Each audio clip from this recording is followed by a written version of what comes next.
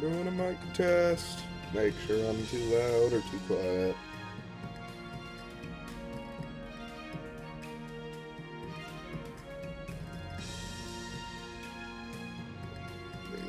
Right.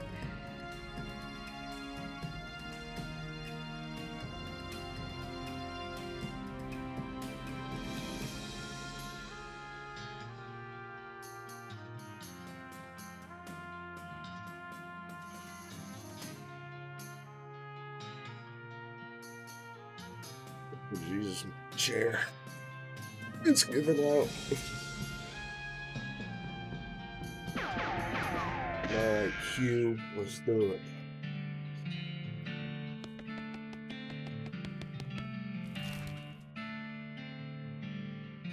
I need to go all the way back here.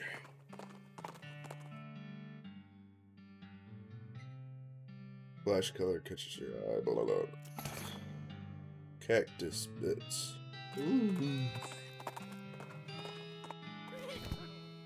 Alright.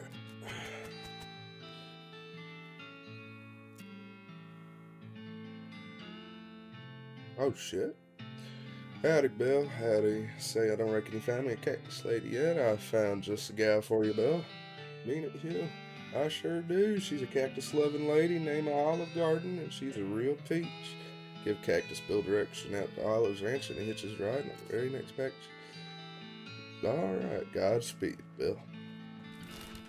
Well, hold on, now I want to go see her and Bill. I still need to figure out the damn aliens. Oh, look, he's happy. Hey, Bill, I see you found the place. Found the love of my life, and it's all thanks to you, Hugh. Yes, thank you. It was love at first sight. We got married right away. Well, I'm just glad to have helped someone find happiness in this desolate wasteland. But to you both. Yep. Yeah. Who we got? Wandering Sally? Sure, I'll trade.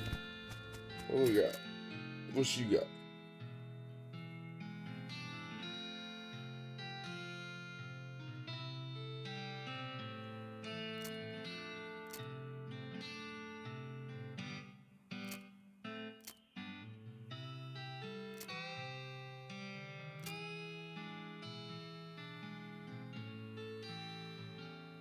Man of infinite beams. I'm good. I don't think he had anything I wanted, Sally.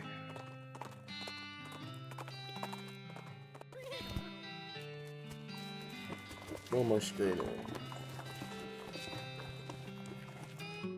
Back to Gun Manor. Oh yeah, I did explore it a little bit. How much did I do? The visitor center is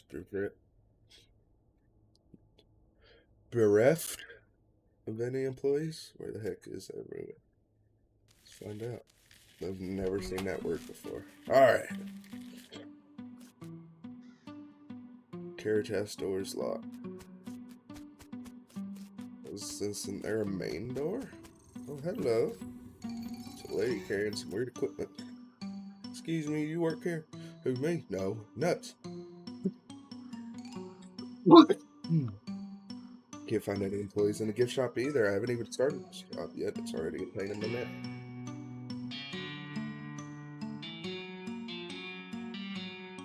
Wrong.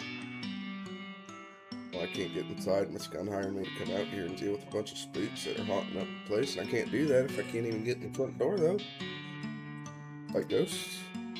Exactly like that. 13 of them, according to my instruments. Florence Cunningham Ghost Annihilation Services.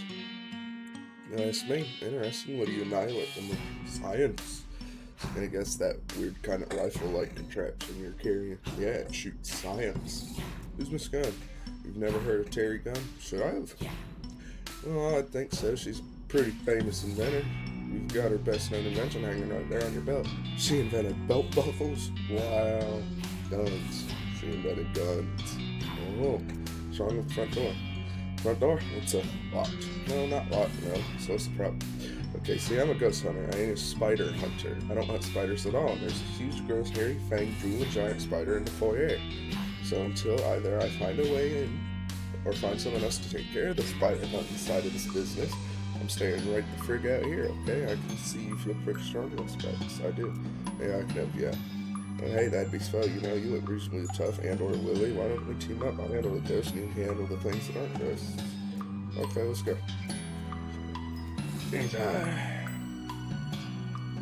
Try to handle the front door. It doesn't seem locked, but some kind of force is holding it shut. Yeah, some ghost is playing tricks on you because they know you ain't packing science. Stand back, I got this. Florence unlimbers her weird rifle and fires a short burst of swirling light into the doorknob. Hearing eep sound from the inside, the door swings open. Works every time.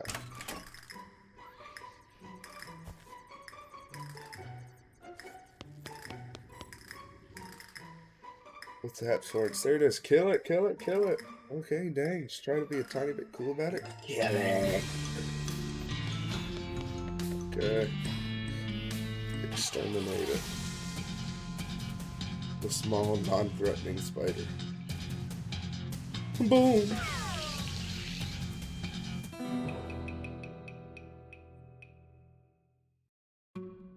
Yeah, that wasn't so bad. This is for you to say. I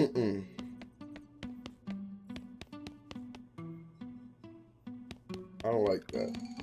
I see you watching. What's this say?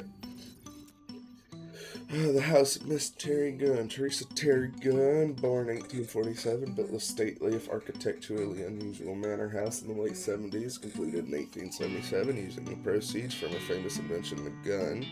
After her retirement in 1891, she graciously opened many of the rooms to the public as a museum and historical center. Interesting.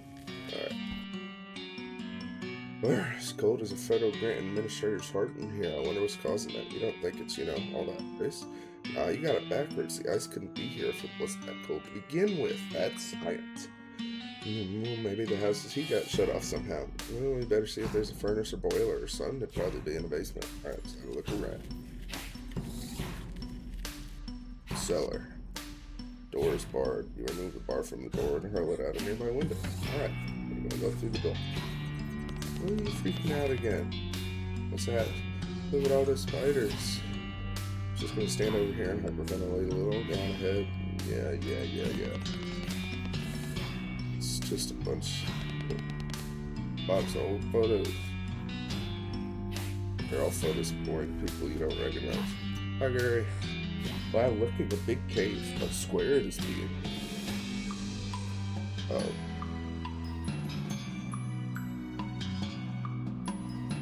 I know you've been in a basement before, Gary. I met you in one. Yes, Gary is goofy. Still very big it is being. Certainly true. Alright. Come on, go in here. If lock, go lock, eh? Lucky for us, I have a key for every model they make. Florence fumbles a giant key ring out of her pocket and finds one that unlocks the door for you. Head on in. Oh, hey, lad, check it out. Florence starts excitedly poking around the workbenches and shelves. They must have been doing some really good science down here. I don't even recognize half this stuff. Okay, well, don't accidentally blow us up or anything. Relax, I have an advanced degree in tinkering and fiddling. You assume that these 3 boxes all contain the same thing, but you don't know what it is. Workbench is littered with scrap metal and little canisters labeled bismuth. Do not eat. It's a chart with all 76 elements on it, including sodium, molybdenum, and ytterbium. They even left room for the ones that haven't been discovered yet, like zornium, heclamium, heclamium, and guanimium. It's a workbench with a device on it. Examine it. The device clearly has a purpose, but you can't fathom what that is. Maybe the blueprint on the wall there could help you. Some kind of complicated blueprint. Let's figure it out. No, it's a device for reducing the loudness of the gunfire. A silencer, if you will. It's a bunch covered in gunsmiths and tools and supplies. Mess with them. Well, you don't really know much about gunsmithing, so you kind of randomly cram pieces together until you have something gun shaped. That's got the worst gun. Alright. I got a box of science doohickeys.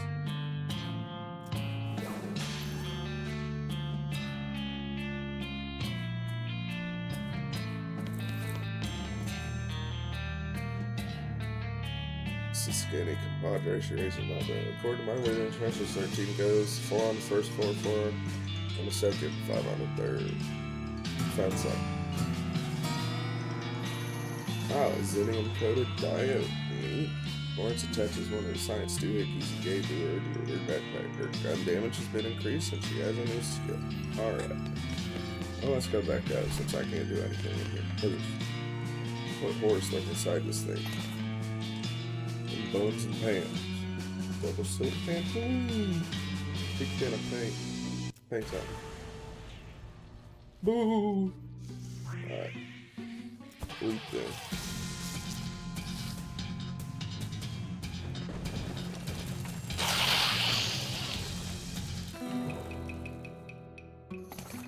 And I'll be all. Miscellaneous spider part. Oh. Good news is that there's only one spider. Bad news is it's huge. Tan its hide, spite its size. Will do. Bean! Bean! I'm so good. Spider egg omelet. Spy Safe is really working overtime what with all the spiders. Ew. Whatever used to be in this pie has been replaced with teeming swarms of the offspring of the spider who ate it. Oh, yummy.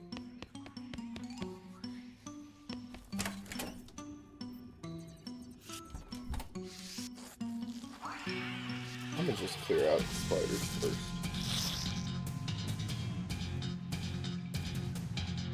This feels cheap.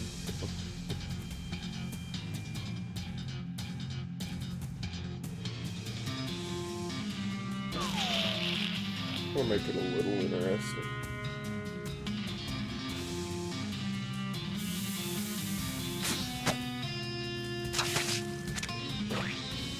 Oh.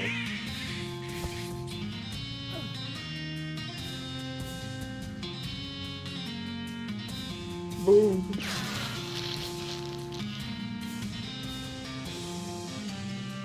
Oh, Gary, get the little good job, Gary.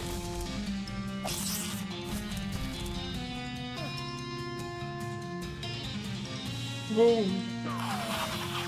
Oh, good. Get him, Gary.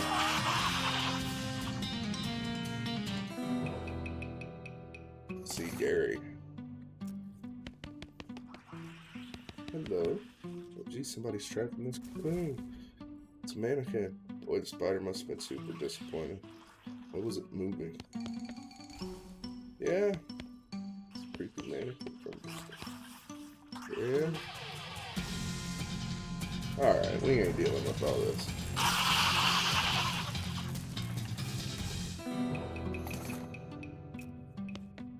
What is it? The hole contains approximately an infinite number of spiders. I don't want to deal with the number of spiders. Are you okay in there? What? Can't understand you. Hang on, I'll poke you in the mouth hole. There, you're saying hi, hello, salutations. Hey, okay, certainly been better. What happened? Well, I was practicing my greetings. I'm the museum greeter. That's something that requires a lot of practice. Practice makes perfect, right? There's no mannequin down here that's pretty good for practicing on. We've met. Anyways, a giant bunch of spiders grabbed me from behind. It was quite a surprise. Imagine so. Should probably get back to work. It wouldn't be right to allow visitors to go ungreeted. Can you let me out of this cocoon? Sure. You cut open the sticky cocoon, freeing the trap museum. Phew, thanks. Path to the stairs is clear, so you shouldn't have any trouble getting out. Great. Stop by the entrance later. I'll give you the official greeting. Right. Weather is cold. Cold tank's pointing to B. There's a little spigot here that says spoiler isn't on. It won't do much of anything. Alright. Well, let's figure this out. It says it's coal sheet. Seems like this machine is designed to suck up coal and send it through the wall, but then again, you're no experts in matters of coal or sucking. Alright.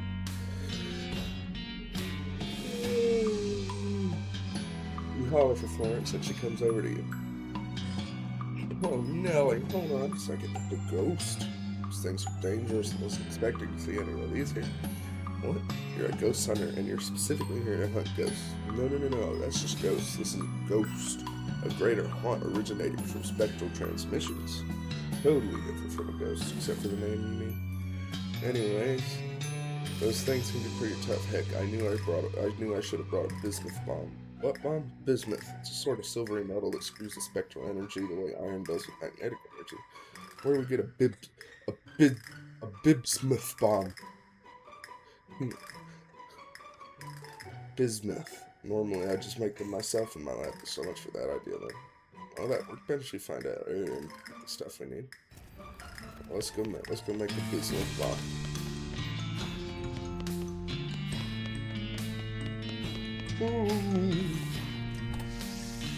Where was that workbench? Was it this one? This workbench is littered with scrap metal, little canisters labeled bismuth. Hey, Florence, can you make a biscuit bomb out of this stuff? Bismuth. Come on, man. It says it right on the containers. Fine. Can you make it though? Hell yeah, I can't stand back and watch it master it. Florence goes to town when a hammer and pliers come back with a metal sphere, has a grin and skull painted on it, and a big red button on the side. That's properly intimidating. It ain't just a pretty face. Alright, well, let's go.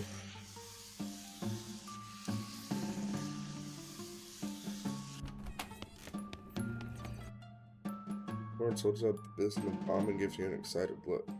Okay, go for it. Great. Better cover your ears and eyes, and I'll just cover your head. Alright.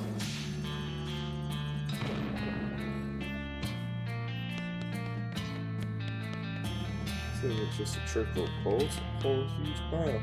Could disappoint so many kids on Quimbo morning when there's an out of coal. This coal is funkier than the coal from Mecca. Not as funky as the coal from Medina.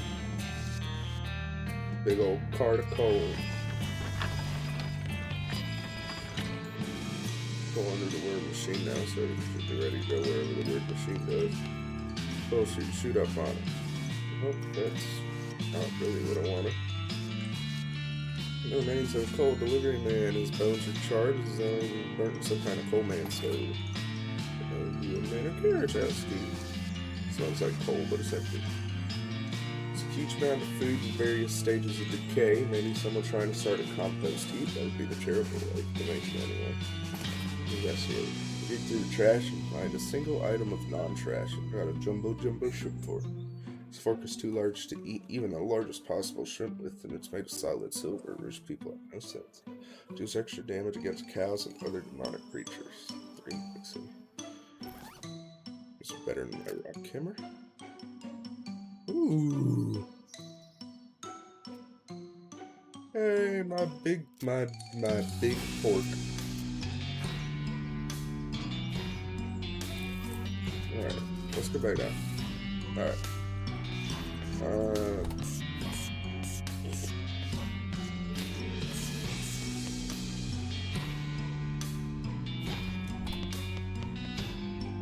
Boiler's off, but the coal tank's full. All you need now is to press the ignition button. Press it.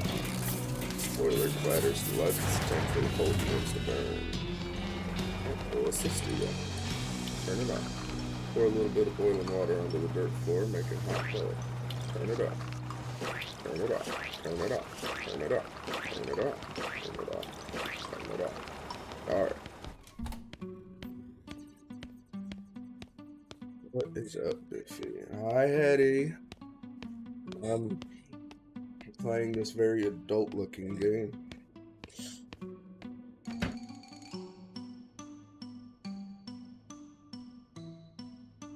Turning on the boiler solved our ice problem. My scientific hypothesis has been proven correct. But we don't have direct evidence connecting the ice to them. Don't you try and pull a post-hoc ergopropter hawk on me. I'll shoot you with my science rifle. In that case, I totally agree with you. So good. I'm doing good. I gotta start laundry a bit later. I'm 80% sure my chair's about to fall apart, but other than that, I'm doing just fine. Any heat now. Alright. Those round fruits. Paint is only kinda good. Or else that isn't good enough to really examine this painting. painting of an elephant. And it's been a while. It has. It has. Still life of a fruit. Still life of a fruit. Well, I went in here already, so let's see what's going on. Over here. There's a ghost here mumbling and muttering and yammering something about eggs. Now hang on a second. You tried to poach an egg by shooting it? For dadgum, yes, that's what I did. Heck, of course I did. That's how you poach an egg. Pappy didn't raise no fool. But dadgum, for slugging her egg, pulled out the way of the bullet, straight off the bottom of the cook pot, and got me right between the papers for dag. That's not how you poach an egg. Where are you talking out of your head like that? Of course it is. No, it isn't. Dadgummit boiling meat and my pappy and his pappy poaches our lives, and I know more about poaching than you ever will. Okay, that's not the same kind of poaching. What's with all this dadgum sass mush talking boy poachers poach? I'm gonna prove you so wrong as soon as I figure out how to. Heck, the work wanted to say hi, keep being better than Willie. Well, later. See you ahead. Try not to have too much fun at work. I'll make you a pizza tomorrow. It's a well-stocked spice rack with all the spices. Someone left the ice cream. That's it. Hold it. Store the ice cream. Let's go inside.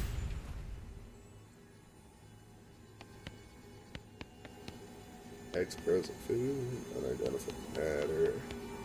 No frozen goods, another shelf. Excuse me. Seem to be trapped in a block of ice. That's just what I wanted to talk to you about, actually. Can you get me out of here somehow? Besides the whole frostbite thing, I'm supposed to be running the elevator, and there aren't any proper stairs in this crazy place, so it's kind of important. Let me think. What about a whole lot of fire? What? Whoa, hey, no, stop. Better close your eyes. Loud whoosh. The elevator operator is freed from her block of ice and also from her eyebrows and a fair amount of her hair. Or thanks, I guess. I'm gonna go see if I can find some burnt green for you. Good job. Medium well done. It's a magic MetTech brand deep freeze unit. Alright.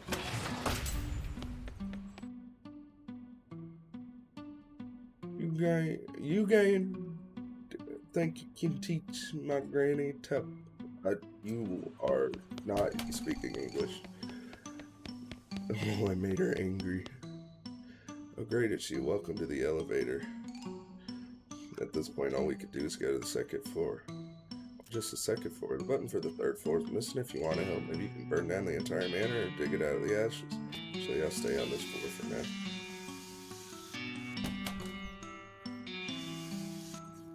Big rack of expensive looking plates. Oh.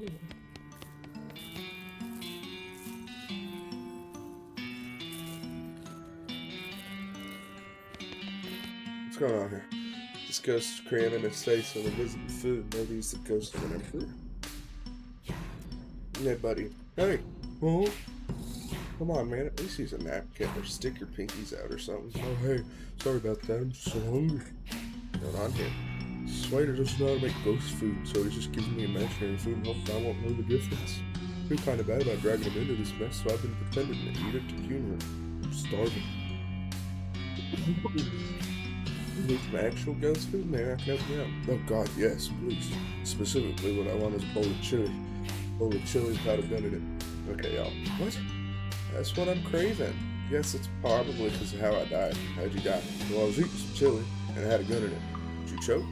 No, it went off and shot me to death. Why did... Look, all I know is I need to eat a bowl of gunless chili in order to satisfy my hunger and pass on to the afterlife. Okay, well, we'll see what I can do.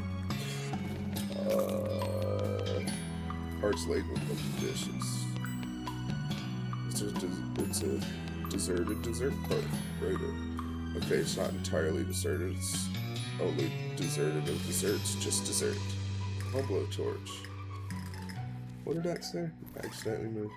It's a little blowtorch used for making such fancy desserts as creme brulee, torched Alaska, burnt cake, and ruined tiramisu. Alright. Oh, maybe I could have used that for the ice lady and she wouldn't be mad at me. Oh, well, you'll get over it. What's going on in here? Sit, rat. Well, rich folks sure have strange tastes and art. It's a tea cart laden with tea things. Got a tea service. Alright. It's a sofa with some nice throat buttons.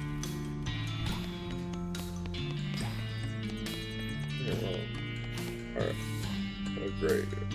Just take me to the second floor. It's a messy start with brightness on a dark background. Bottom edge of this frame looks thicker than the other edges. Painting of a complicated shape. It's a painting of some folks at a cafe back east. The restroom. Gun Manor restroom. Old-timey ointment. Flusher. It's a fancy vanity. It reminds you of your own fancy vanity. When it indulge it, you pry the biggest and most visible chunks of wax out of your room. What is this? It's like a normal bathtub with the faucets up really high and there's a curtain around it. Take the curtain. Or shower curtain. Alright. Guest room. Door is barred and therefore so are you from entering. Going to unbar it. The ghostly clerk runs over, hovers quickly over to you. Oh, no, dear, I'm sorry. I can't let you do that. Why not? What's in there? Well, it's customary. He hasn't paid his bill, so I was forced to walk it in there till he does. I know that seems mean, but one has to take a firm hand with these things. How much does he owe you? 300 meat? How's he supposed to get the meat to repay you if you won't let him out? Fair question, deal, but that's on him, I'm afraid. Take me 50. Well, I suppose it's better than the nothing I got out of him, and he seems perfectly content to just stay locked in there, so alright. He unbars the door and carries the bars away. Go into the room. What's going on in here? I'm busy. I'll talk to you in a minute. It's a guest bed, which is like a normal bed, but with a worse mattress. So they left their wallet. Ooh. I'm a tenth of the way to getting back what I just spent for you. It's a bookshelf mostly full of self-help books left here by the previous guest. Your soul, your children. How to clean your soul, just 5 minutes. Pause on purpose, thinking about love, the universe, your children. Hey, there's actually a useful book written among all this crap. Advanced bean craft. Ooh. The teenager.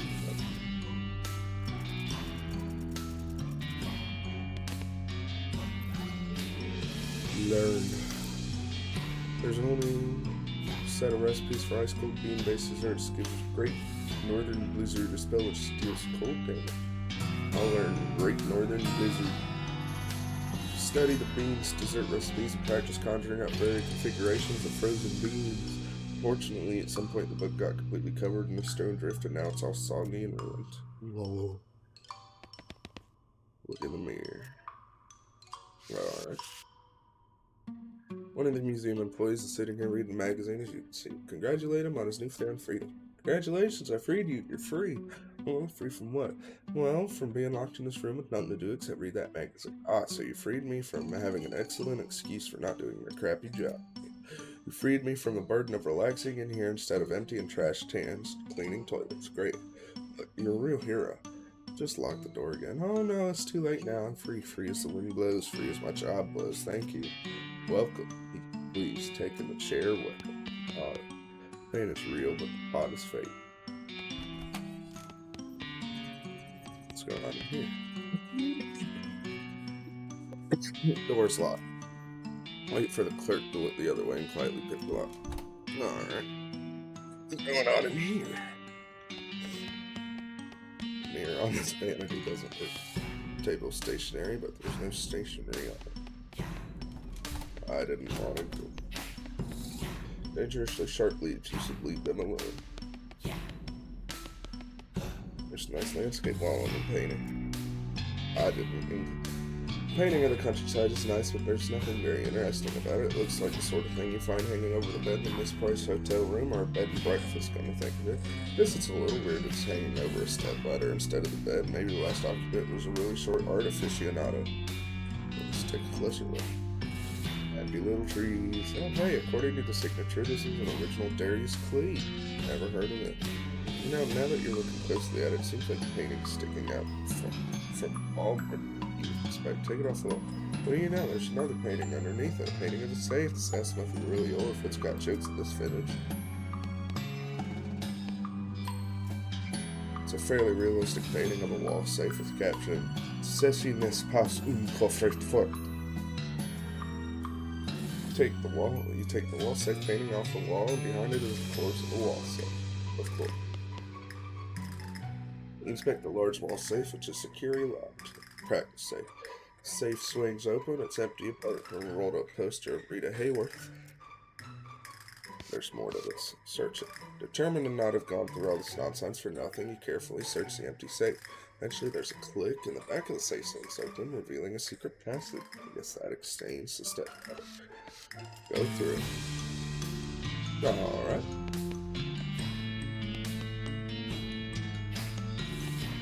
There's some candy on the nightstand. It's a sewing kit. So it is. Pretty good one. I'm glad you think so. The homophonous nature of so and so is certainly right for puns. Yes, it's so. Yeah, it's very good, very funny listening. You gonna loot this container or what? I'm so serious.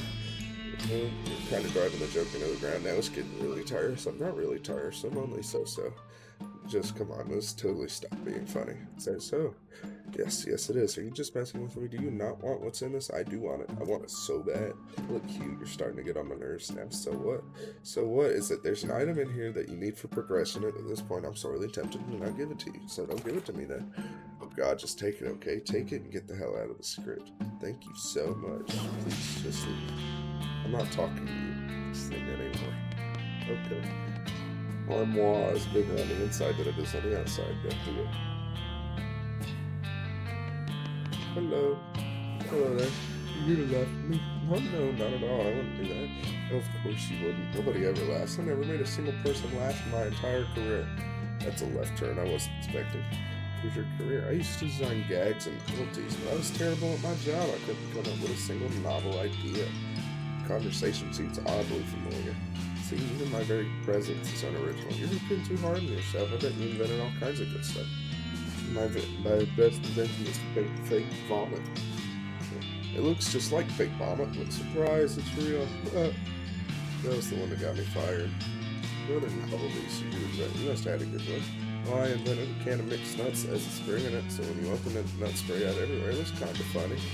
Well, nobody would ever open a can because how it said deadly venomous snakes on the lid. Anything else? You know those flowers that you wear in your lapel and it sprays water in someone's face when they smell it? You invented that? That's a classic. No, I tried to combine it with the chewing gum made out of hot peppers. You invented a botanery that maces people. Anything else? People seem to like those little sea monkey things, so I thought maybe I'd do that. It's funnier. And I thought itching powder's pretty funny. You made itching powder out of brine shrimp? No, they're aquatic. It wouldn't work. I used spider eggs. Oh my God, anything else? Tried to make an ultra-realistic stink bomb using pure methane gas. Turns out pure methane is actually odorless. That isn't why farts smell bad. It's also extremely flammable. Anything? You know those fortune-telling fish, the little cellophane things that curl up in your hand to predict the future? I don't know how it happened, but mine were 100% accurate, and it was always terrible news. Tried to improve on a classic rubber chicken. Let me guess, not rubber. Good guess. Once I made some glasses that let you see through people's clothes, right down to their skeletons. Well, it's still pretty cool, except for the part where they get cancer. Yeah. I've told you all the ones I can remember. I can tell you to them again if you want. No, that's okay. Talk to him. How'd you die? Well, I was working on a new invention, an exploding cigar. Thought that'd be pretty good. You light a cigar, it's fine for a second, and suddenly it goes off with a big bang, and you jump in surprise, and everyone laughs because you nearly had a heart attack. Funny, right? No, I had a snag in development. Well, that happened. Well, I figured I'd use gunpowder for the explosive, and you can buy it already packed into these little brass cartridges, so that seemed pretty convenient. You need bullets? My first test one was a real mess, I can tell you that. Imagine. So anyway, now I'm a failure, and I'm dead. Maybe I can help you out. What do you mean? Well, your initial idea was pretty funny, I guess. It's just your execution was the problem. Execution was the problem? You're a laugh riot. You can help me after all. I'll see if I can figure something out. Please. Science doohickeys. Can I leave you here? I can't. Well, what's up with you? Well, hello, dear. Welcome to my little B&B. Would you care for a room? No, thanks. I won't be staying long, hopefully. Wait a minute. B&B stand for? and breakfast. Okay, yeah, that's what I was expecting. Why are you staying at your B&B? This isn't your house. No, I know, dear, but nobody was using his guest rooms, and there were ghosts hovering around. I don't know where to be, and I got feeling a little homesick for the little B&B I used to run when I was alive. So I thought Mrs. Gunn probably wouldn't mind. Fair enough. What happened to your eye? Oh, it was such a foolish accident. I had a guest I was suspicious of. A nervous, twitchy little man. I thought he might be mixed up in something bad. One evening, as I was passing by his room, I gave him the temptation and peeked in on him through his keyhole. Did you see anything? Only for a moment. He was cleaning a small pistol, and I suppose I must have made a noise, because he suddenly jumped and the gun went off. Maybe. Straight through the peephole, and that's how I died, in fact. I'm sorry. Well, thank you, dear. It's alright. It served me right for spying on a guest, is how I look at it. Is that what's keeping you here? Go. No, I think I paid quite sufficiently for that transgression. What the? Well, I don't want to go to heaven missing an eye. It wouldn't be as nice with that depth perception. So you need a new eye? Yeah, you think you can help me? Keep an eye out. I mean, I'll see what eye. Alright. So I need to teach a man how to poach. I need to make an exploding cigar and give a lady her eye. Gallery.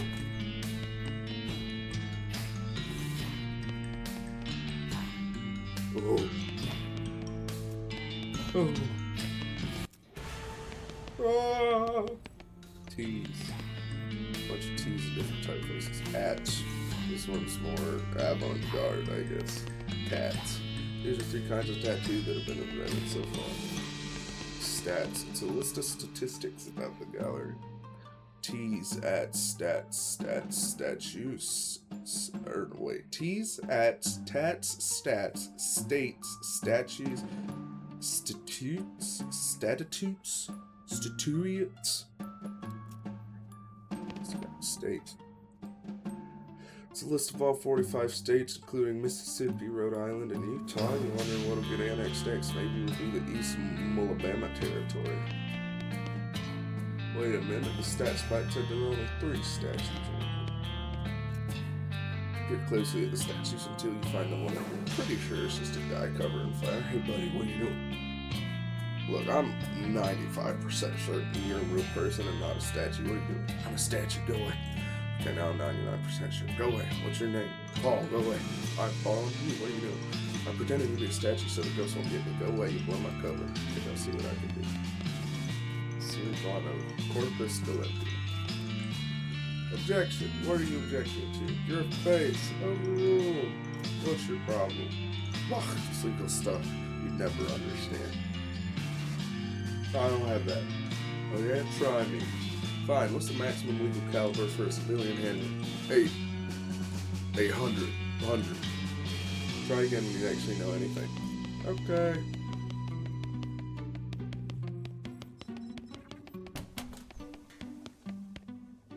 Yeah, I don't know what these cans mean, but you know they mean it 12 times. 12 cans. Abstract buddies. Library. A book is a terrible thing not to read. Jesus.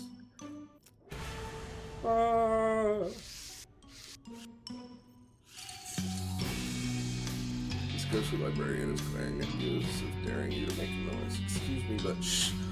Sorry, I was just. Hey, Jesus, is good. I suppose it'll do. Now, what's your question? Can you help me with some library stuff? Can you help me with some library stuff? Perhaps be more specific. I'm looking for a book on a specific topic. I'm afraid our card catalog is out being reorganized. Someone sorted all the cards by call number instead of by title or author, which made it quite useless. You have to search the stacks manually. How do I get started? Well, if you can find a book on a similar topic to what you're looking for, its call number will direct you to other books on that topic. Okay. Investigate. I have no idea where to start. Alright. No, hello. There's a guy lying here, trapped underneath a large book. You okay under there? Shh, talking back there. Sorry. Jeez. Take a closer look. It turns out to be a book about geology. It's bound in stone, and it appears that each chapter is devoted to a different type of stone and is printed on slabs of the stone in question. This isn't going to be easy to move. Move the book. Managed to heave the book off the guy. Thanks, I thought I'd never get out of it from under there. At least now I know all about that particular type of granite described on that page. How'd you get trapped like that? Well, I work at the info desk at the visitor center, so on my breaks I like to research different kinds of info. You know, just in case anyone asks. Well, I guess you never know, someone might ask about rocks. Exactly. Oh man, I'm late getting back. Thanks again. Feel free to stop at my counter if you have any questions. Will do. Wait.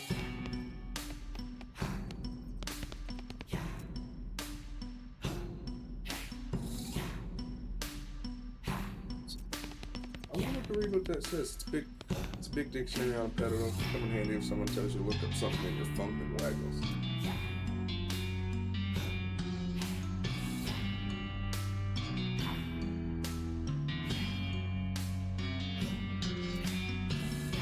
Salad besides a small umbrella. That's cool. Oh! Poach.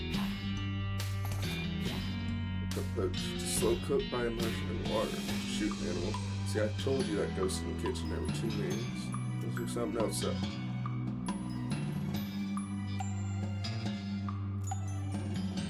To align both a harpsichord and a plank.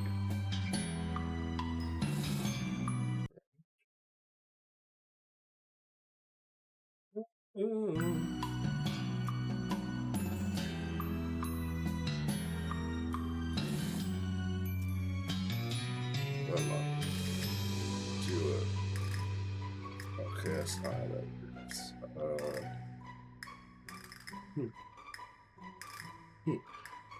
Look up blue in the dictionary. Weird. There's an entry for that word, but no definition. It's just a picture. Oh no. Picture of what? Picture of what? It's a picture of you. Ah. Look something else up.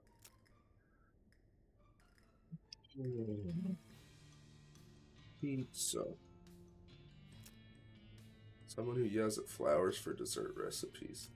Alright. Wait, does this mean I can go back there?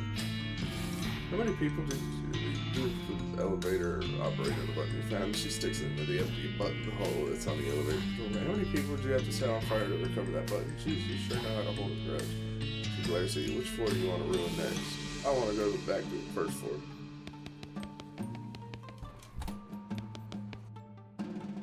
You you don't poach eggs by shooting them. I have proof. Oh yeah, well reading them wheat, you weird old coot. What? Tarnation? Poach. A method of preparing food, especially eggs, by simmering them in a boiling liquid. Well, I'll be a daggum. He dissipates into the ether, still muttering to himself. What is it? It's a little placard on the stove that says chili stove. How very specific. You need a bowl of chili to give to that ghost in the dining room, and the stove seems relevant to that need. Unfortunately, ever since your conversation with him, you're not sure you know what chili is anymore. Maybe you should do some research. Okay. This is the most lard you've ever seen. Larder and lardest. This shelf is full of pots and pans, including one extremely fancy bean pan. Stainless steel bean pan. There's a larder and a pantry. I want to go in the larder first.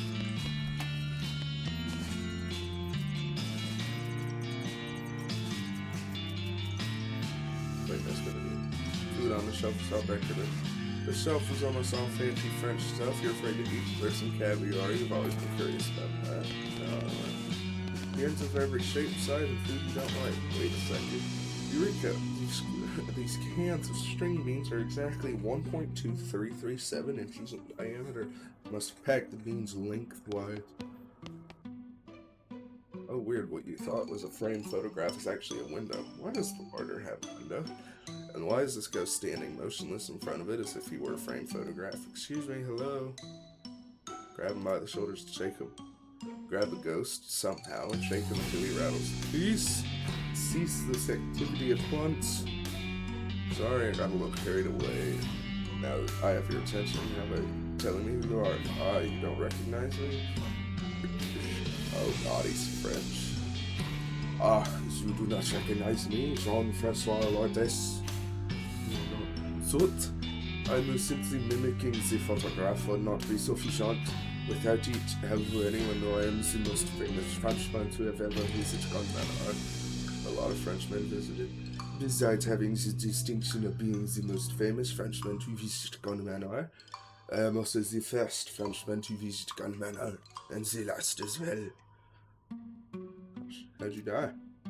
I was posing for a photograph to commemorate my visit here, and that fool of a photographer fell up when preparing the gunpowder flash. Found up how he left a bullet in it. I see. I must have these photographs. Such a face as mine must not languish in obscurity. Photograph. Oh, hold on. Hold on. We're getting somewhere. No. Wait. Yep, you're still following. There's a newfangled woman crackling noise. Hello? Help. Oh, ghost, she said help me, spooky. Pretty sure it's not a ghost, just a intercom. Hello? No, is it Miss Gunn? No, I'm Miss Gunn. Oh, man, that would have been a pretty good joke if the intercom wasn't broken. Would it? Miss Gunn, you know your intercom's broken. You have up my intercom's broken. We're gonna do these old vaudeville gags all day. What do you mean old? It's 1895. Vaudeville's at its peak. Miss Gunn. Alright, it's Miss Gunn's on the 3rd floor. Alright, well, ignoring that. What their pictures down here? Yes. Photo bars.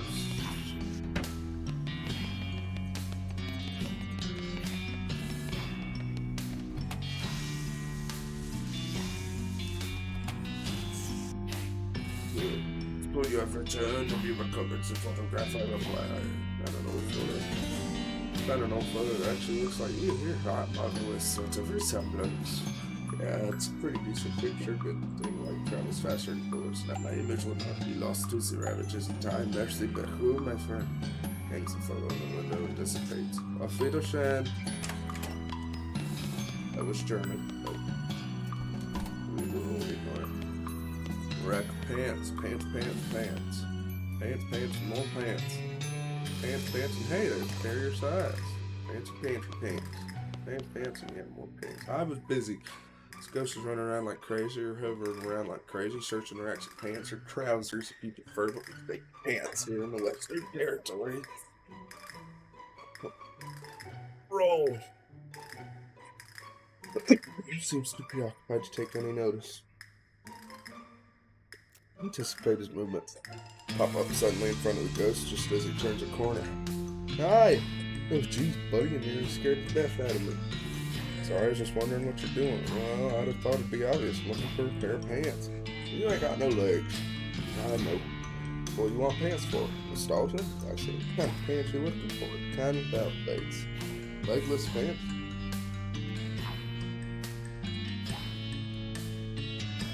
Well, I can't wear regular pants, you know. The legs would just flop around and it'd be dumb. If you got a foot, how'd you lose your legs? It's really embarrassing. I don't mind. You know, see, I didn't have proper holster for my gun, so I was just carrying it tucked under my belt.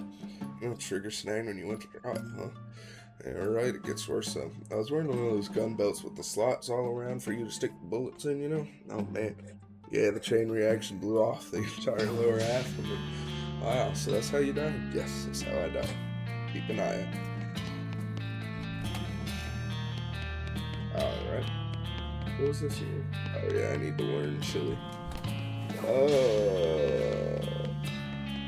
What was it here? Oh, you're chili man.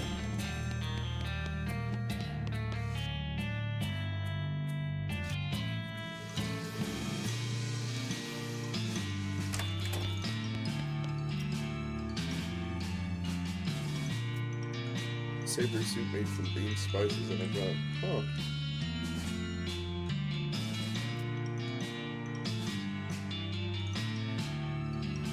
Careful. Norwegian umbrella used to attract clothing. Wait, did you look up the number? No. There's gotta be like an Easter egg here.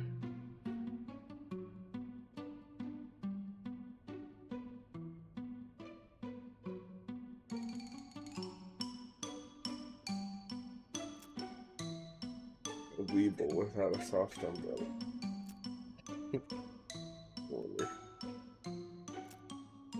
Lengthening gadget inside a button. Oh, I can make the chili now. On the first floor.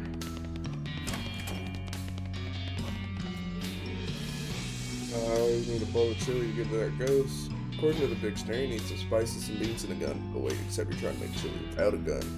So you have to remember to skip the gun part. Alright, keep it together. Use spicers. Rifle through your belongings. Don't find any. Go spice on. Take it. Chili spices. Alright, throw in the spices. You shake a heaping helping of chili spices into the pot. The next step is beans. Beans are your specialty.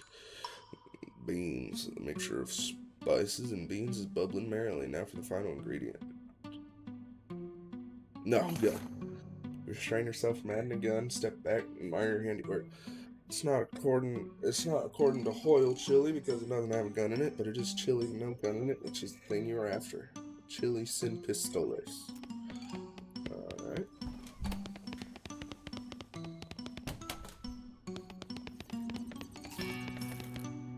This is pretending to cram his face.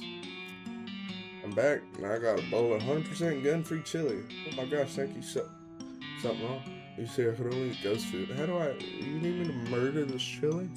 Not to put too fine point on it, but yes. Well, I guess I'll try to find a humane way to do that.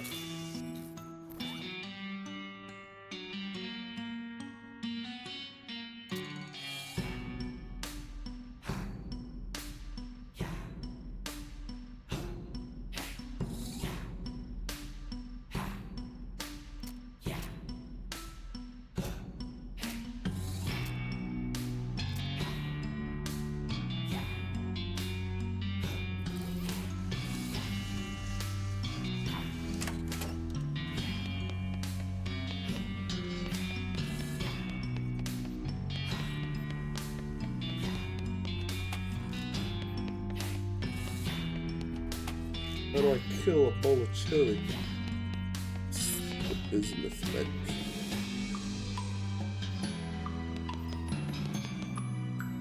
Good advice. Yeah, look over the tools. Could definitely make a silencer and some stuff. Okay. Mess with them. I've done enough. How do I kill chili?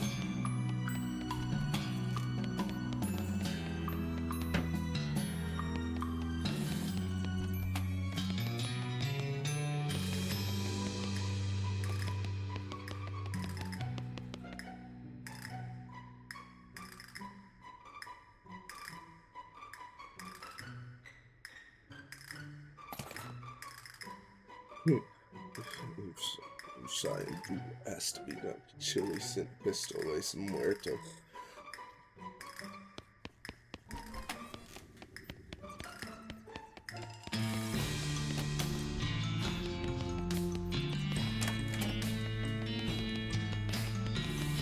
Well, I got ghost chili.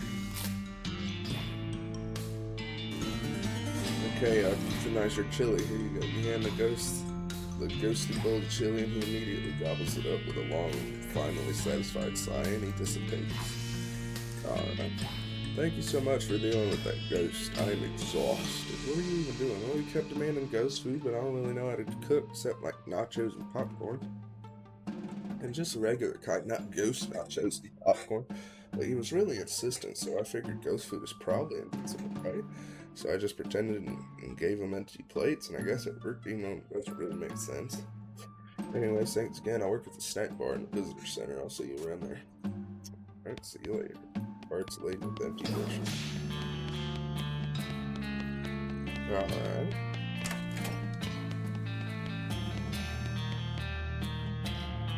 Go to the second floor.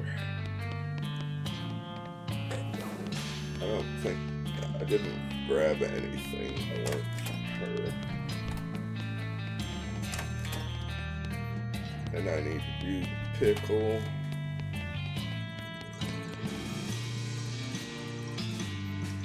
No, he needs a exploding cigar. And cheese and eye. Well, let's go to the third. Looks so calm, so tame. You always hated this music for me. Man, this is a nice paint. sunflower was enchanted to not need natural light, so now it's an unflower. He's all ears.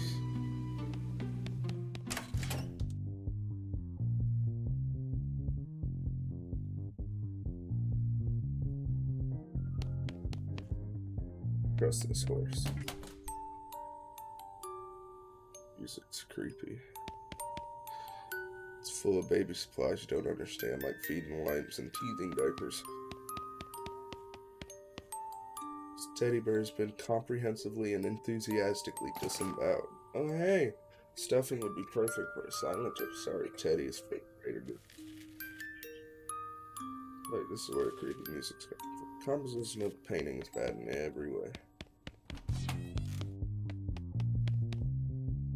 Chalkboard.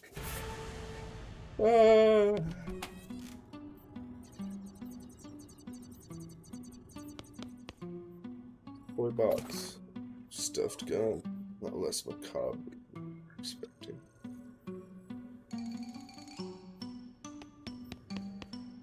Some wooden blocks. This is more of a 3.5 poster. This little girl ghost is serving imaginary tea to her guests. A doll, while terrifying, is largely indifferent. A museum employee, on the other hand, is playing along with a rictus grin on his face. The little girl wears an annoyed, disappointed frown. Oh, my name's Sue. Can I join the tea party if you want, I guess? But it's a terrible tea party. What's wrong? You ain't having fun? All I have is dumb made-up tea. I want a proper tea party like Mama took me to. Tell me more about the party. We went to a real tea room. It was so pretty. There were laces and flowers in it, and everyone was all dressed up in suits and pretty dresses. And there were white china teacups for tea. Real tea. Not imaginary. Sounds very nice. It was so nice, and everyone was so polite and charming and elegant. Well, until the fight started. Well, there was a fight. Well, two of the gentlemen there got into an argument. Don't know what it was about, but I guess one said something to the other one, didn't like. He was so insulted, he threw his tea right in the first man's face. Then they took out guns and started shooting at each other right there in the tea room. They were still really elegant, though. They had little silver and ivory pistols, and they kept their pinkies out the whole time. Anyways, I don't remember the rest very well, except one of them missed the other and shot me by mistake. Oh, I'm sorry. Well, thanks, but it's alright. Heaven's supposed to be really nice, so I guess I don't mind it so much. But I didn't get to finish my tea party, so I want to have another one before I go. Except I don't have any tea, and make-believe tea isn't fun anymore.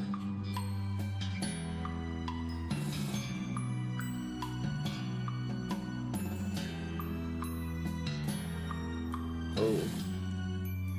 I got a goblet full of blood, how about that? No thank you. You sure I have it on good authority that this is the real deal when it comes to tea parties? No, I think I'd prefer some actual tea instead of a goblet full of childbirth, please. Okay, well, if you say so. This guy has a smile frozen on his face, and his eyes start around in panic as he pretends to sip tea. One eye twitches as he tries to whisper you out a quarter of his mouth. Drop of sweat rolls down his brow, and he stares at the little ghost who doesn't seem to notice. Still not getting it. Can you speak up?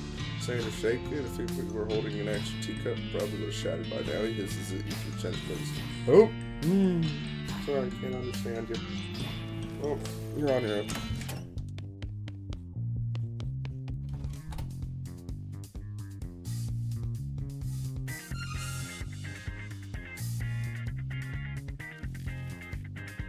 Guess you're so fucked. What is it? Someone's just slacking on their homework. Do it for him. Decide to just take the book later and do the assignment. Geometry texture. Danny Boom. It's Danny Boom poster. Ah! There's a plaid skirt in here. It's sort of like legless pants. Someone forgot a book under the bed. Fun law, rules for parlor games. Box of science stuff. Oh yeah, I gotta give that to her. What's this devil's music? Yank the needle away from the cylinder and hide the handle away. Turn it off. That's good music. Florence! Look at that. I got stuff for you. I mentioned it. Nice. What's this thing? Nice. What is this? It's a doll mine. How adorable. Just look at all the little miners and mine carts and mine shafts and bowls. Mine stone. What's it?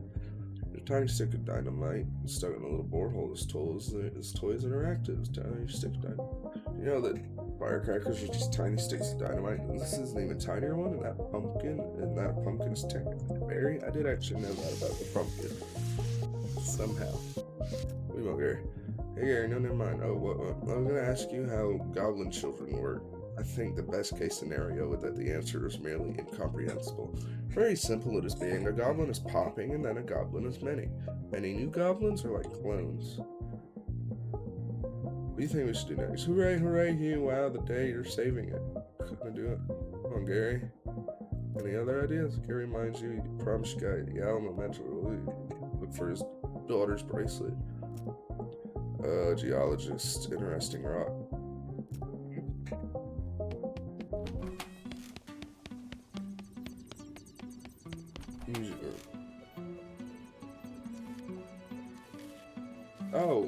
Piles, books. If you want to learn how to play Pinochle, Sass the Bandit, Polly's Maiden Aunt, or sit quietly, Marita. Clip to the book, unsurprisingly, especially about ways bored children can stay out of the parents' hair for just 5 damn minutes. It also has a little tag on the spine indicating it came from the mansion library. Rufus would probably understand this, but you sure as hell don't. Maybe I'll send it to Rufus. Decaying old newsbooks face them. Almost all the books are dry rotted, moth-eaten, and fall apart at a touch. You do find a copy of Dueling Bandits in reasonable shape, though. This is a bassoon, and you know what they say, it makes an ass out of an N, and what? Boo! This woman doesn't seem to be interested in anything other than cranking that hurdy-gurdy. Disconnect the crank. You definitely disconnect the crank from the hurdy-gurdy without alerting the woman's attention, but it turns out you didn't bother. She continues to conduct the crank, blank-eyed, even with nothing attacked. Grab the end of the crank and pull her very slowly to the gift shop where you find a Victrola to plug her into. Problem solved. Over to the Gunman or Visitor Center. Thank you.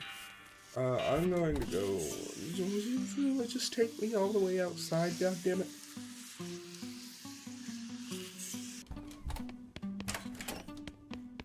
Where was I? The 3rd floor? Take me back there.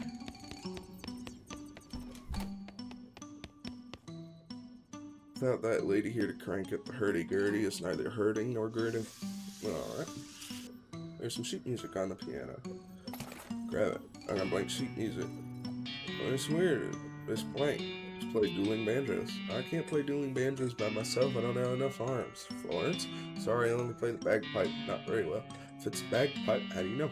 What about you, Gary? Hello, what? You know how to play the piano? What is having so many square teeth? Come on. You good?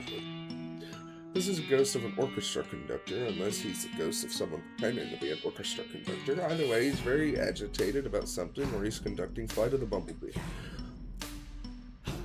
Sorry to interrupt, but I can't actually hear the music. What are you conducting? It's the finale of the year 1812 Solemn Overture by Tchaikovsky. Oh, the 1812 Overture. Sure, that would have been my second guess. Is your orchestra like Double Ghost or something? What? I see. No, there's no orchestra. I merely have this piece of music irrevocably lodged in my head. It's been nagging at me incessantly since my death. It's just a guess, but did you die during a performance of the 1812 Overture? That's correct. Yes, very astute of you. And the finale of that piece features real actual cannons, right? Is that how you died? If it was my fate to be slain by a piece of music, cannons would have been far preferable to my utterly farcical demise. What happened? Well, the overture requires several cannons because it is impossible to load a single cannon quickly enough to fire as the score demands. However, the stage we were performing on could not have borne the weight, which it did. I was not informed of the difficulty until it was far too late to make any changes. It transpired that the stage manager decided it would be sufficient to give a box of bullets to the tuba player. You were shot by a tuba. I was shot, as you say, by a tuba. No wonder you ended up as a ghost. Oh, it isn't the ridiculousness of my death that troubles me, really. Accidents happen. A colleague, as with any of the performing arts, a colleague of mine was decapitated by an errant cymbal during a performance of Paganini's Violin Concerto No. 1. Such are the risks we take for our art, God. Problem is that the 1812 Overture's finale is very dramatic and an energetic piece. This music constantly replaying itself in my head. I've been utterly unable to find any peace. I'll see if I can find it. That'd be the way to help. Work out any better than last time. Yes, it will. Yes, it will. God damn it.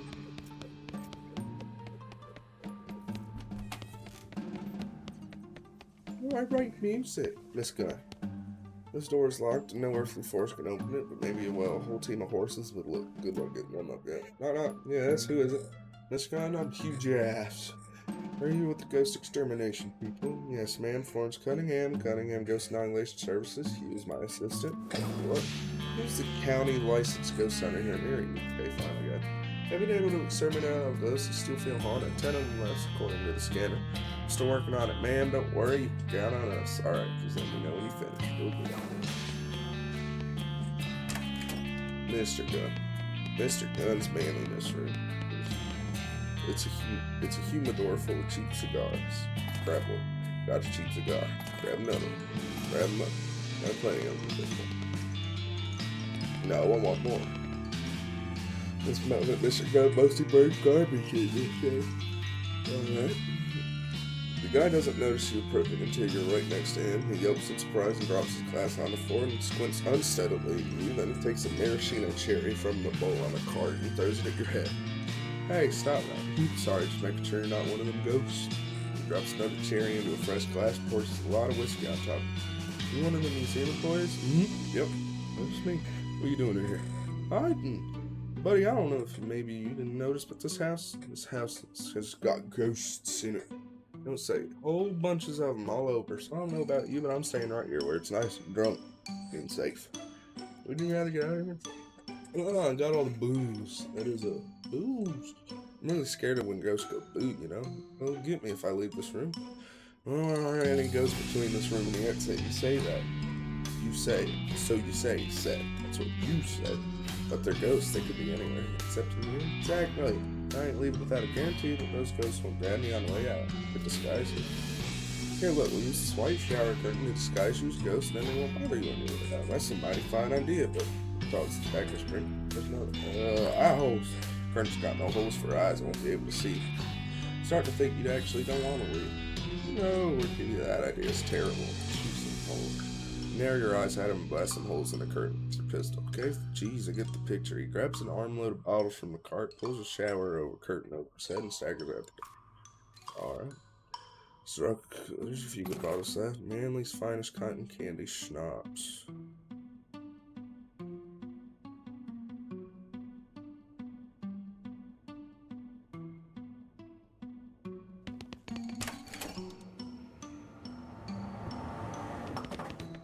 The poster is very clear in its artistic intent, but not very imaginative.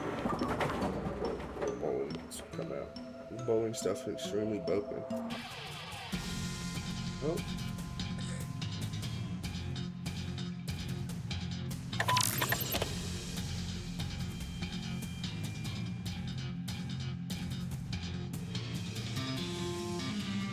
I want to whack him with my fork. Yeah. Get him, Gary. One bottle shot. Right. The Pinamat XR86. So good. The XR85 was trash.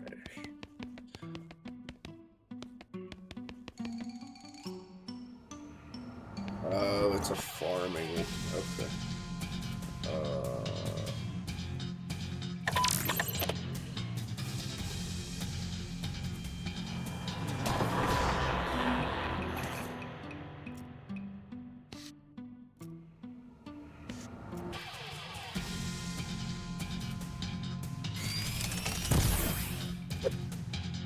Whiff that and suck. Look, that's how you do it. I'm gonna keep thumbing for XP. I want to level up. Let's just do that. And then I'll just do this. Holding pin. Is there any other items you can get? Oh wait, I didn't try out that new spell I got. What was it? Great Northern Blizzard.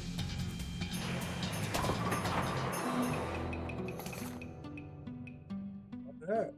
Hey. Alright, well, I'm gonna just leave that there. Was it? Sofa's tacky, both in terms of style and the stuff that's been spilled on it. Alright. Wow, you hope you never meet a live duck this big. It's sickening, killing a helpless sofa and stuffing its carcass as a grisly trophy. One of the moose's eyes is this. Got a glass eye. Sweet. So this is just the head of a teddy bear. They didn't even remove the tag.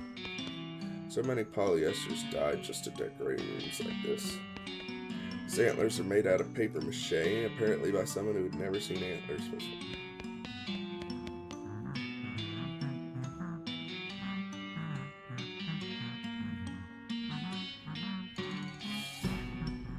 Call them trophies? If they were billiards trophies, it'd be an easier pun to make. There's a goblin head mounted like a trophy on the wall. This would be positively barbaric, if not for the fact that the goblin seems pretty okay with it. Woo! Ah, pretty good I am to getting you, monkey. Oh, wow, yes, very much to getting me.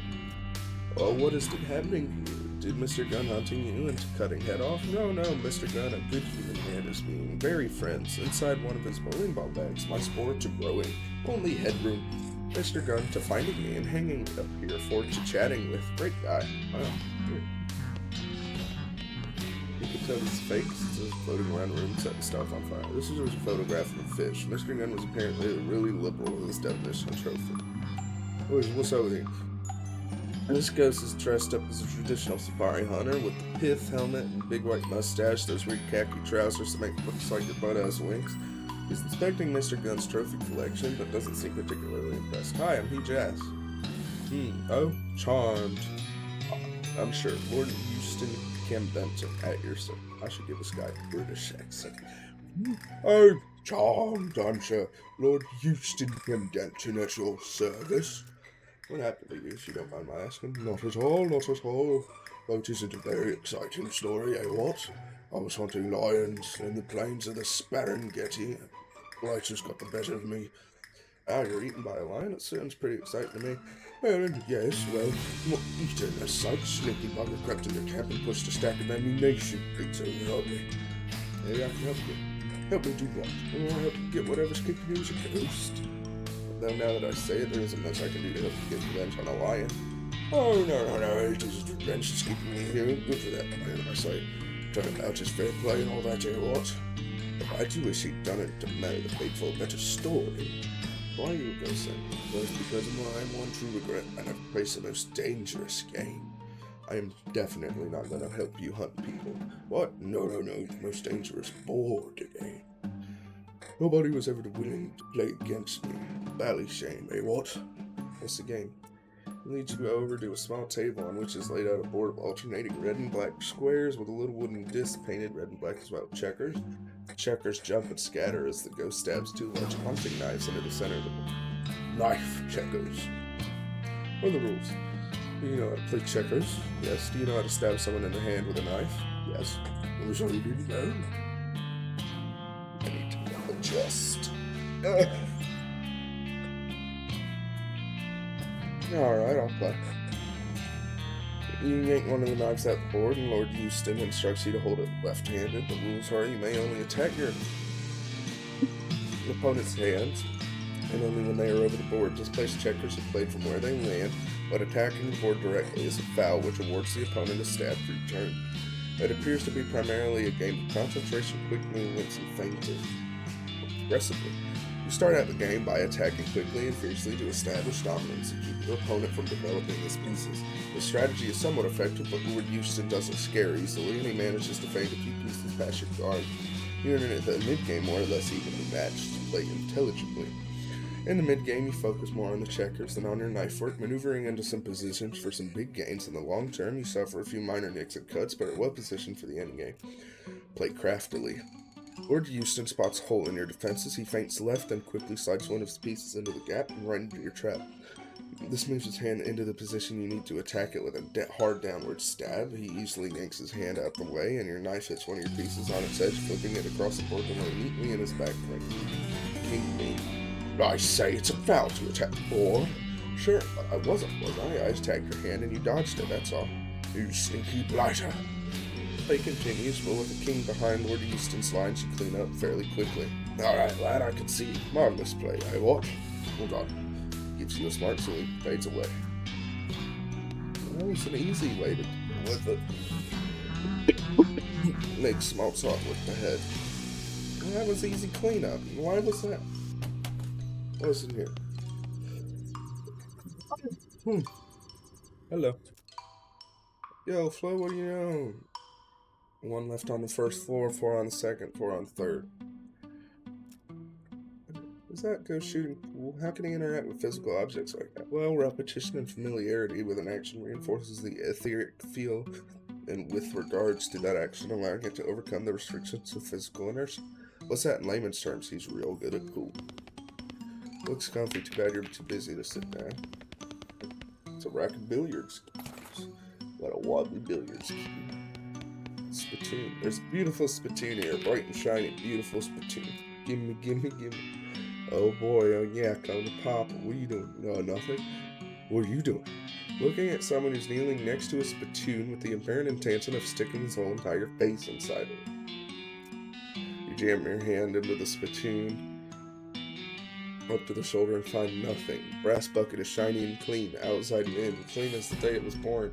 The museum's staff must have washed it and it looks brand new. You crying? No, I'm fine. You're crying. Okay, well I'm just gonna be over here whenever you're done lying on the ground in a fetal position hooking this spittoon. Fine. It's both the biggest and dumbest poster you've ever seen. There's a trap door in the ceiling over here. Too bad you aren't like 11 feet tall. Alright. Hey there, how's it going? I ain't interested in chit-chat, fella. Just billiards. Step up or shut up. Challenge it. Pull out your cue, and the ghost nods and right the balls. He utterly trounces you. You just can't seem to make the balls go where you intended. That was the saddest showing I've ever seen. Let me see that cue. There's your problem. This thing's about as straight as banker's handshake. You're gonna need to lathe this back to true if you want a chance against me. Lathe. I haven't encountered a lathe. I have books, though. Can I take them back to the thingy?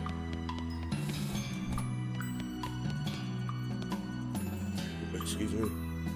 I was wondering how you died. I was wondering how you died. It's not too personal question. I was caught in the crossfire in the library shootout. Well, I have heard ruffians got into a heated argument over the comparative merits of Anton Chekhov versus Heinrich Isbin. When they started shooting, I attempted to step in and stop them. I simply won't abide gunfire in my library. It's far too loud. It's your only objection? It's quite sufficient. I won't tolerate noise. Ibsen versus... What was the point of the contest? I don't recall the particulars. You shattered. Remember that gun I showed you in Act 1 before opening fire? Let's see what I can do.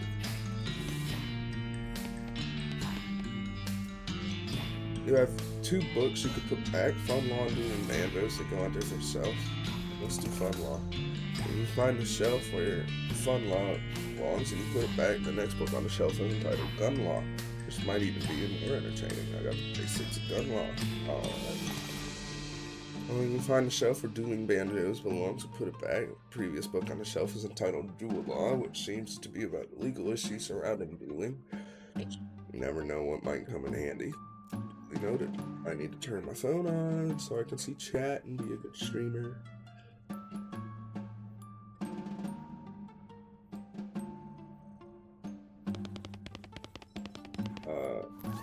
Basics of gun. Learn gun law.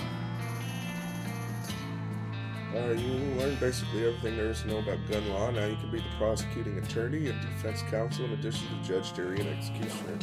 For that, you put the book back on its shelf. You learn about all the laws pertaining to dueling. It turns out that the 2 guys want to murder each other in a fair and reasonable manner. Things get legally tricky. Book back on its shelf. Wait, does this mean I can object the ghost now? Alright, lady. Objection. What are you objecting to? Your base. Overruled. What's your problem? Legal stuff you never understand. I think, in fact, you will find that I'm quite conversant in the finer points of our justice system, particularly as it pertains to gun and gun-related activity. Horseradish are all trousers and no breeze, so yeah, just try me. You're obviously not going to leave me alone, so I'll just ask you questions. I'm Hugh Jazz, speaking for the record. State your name, occupation, and cause of death. I am Felicity Rainwright, defense attorney, lost a court-approved trial by combat. What? Trial by combat has been outlawed for like 15 years. You do understand that ghosts don't visibly age as time passes, right? So your client called for a trial by combat, which meant you and the prosecutor had to face off in a duel. That's correct, and you lost. Are you acting dumb to try and throw me off guard? I withdraw the question. Why are you stuck as a gun? Because although trial by combat was already well out of fashion at the time, it's still a valid legal purpose. I should have been prepared for the possibility, but I wasn't. My lack of training resulted in an innocent man being executed for murder. How was he executed? Hanging, I assume. Obviously, I wasn't around to see it. So to release you, I need to prove that the loss wasn't your fault. The trial duel was completely fair and above board, and there is no chance of there having been foul play on the prosecutor's part. My loss was my own. Then I'd have to prove your client was actually guilty, and therefore your feelings of responsibility are misplaced. The look she gives you is hard and cold. Look, you think you know a thing or two about the law. How about you tell me the first rule being a defense attorney? Don't make fun of the judge's beard. You have to trust and believe in your client. If you don't believe your client is innocent, never convince anyone else that he is either. So if I want to convince you he was guilty, you'll have an uphill fight. You're essentially playing prosecutor. Alright, well tell me about the case. My defendant was Matthew Guilty McCready, accused of the murder of Victor Timsbury on June 18th, 1878 in Reno. I have some questions. Your client was actually named Guilty? Come on. Names don't mean anything. I once had a client named Ike Ilba, a guy. He was totally innocent. For someone's actual legal name, sure, but nicknames are usually given with some sort of basis. You never heard of a really tall guy called Tiny or a fat guy called Slim? Arguably, the nickname Guilty would reinforce my client's innocence. It's totally absurd, but I'll let it rest for now. I got something else. What was the cause of death? Timsbury was shot through the heart with a .45 caliber revolver. Did McCready own such a gun? Yes, he was holding it at the time, and with subsequent examination showed that it had been recently fired. Messing with me? Any further questions? I do. Was it noon precisely? Yes, it was confirmed by witnesses. Also, McCready owned a fancy pocket watch that chimed on the hours. There were witnesses, about half a dozen of them. Well, I'm pretty sure there's something you aren't telling me. I'm not obligated to play my hand face up, Mr. Prosecutor. Okay, then.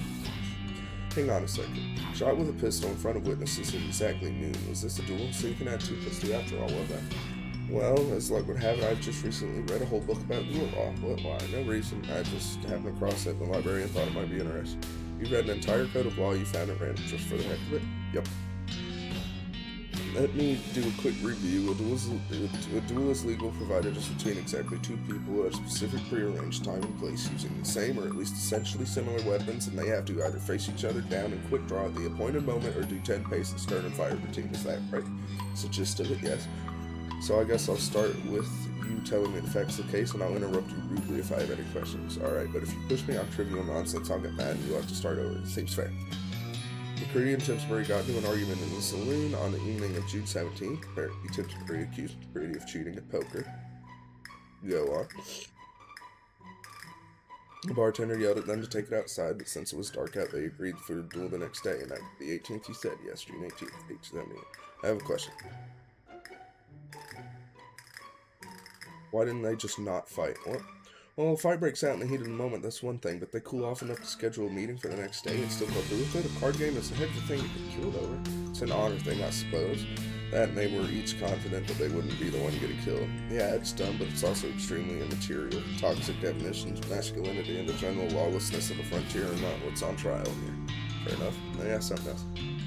Did they set a specific time for the duel? Yes, high noon. Figures. Why is it always high noon? Tradition, I suppose. Since the sun is at its highest on the sky of things brightly lit and there aren't any shadows, so it's good for gunfighting. Plus, you can go on and have your duel on your lunch break. That's something else. Why didn't they just fight right then?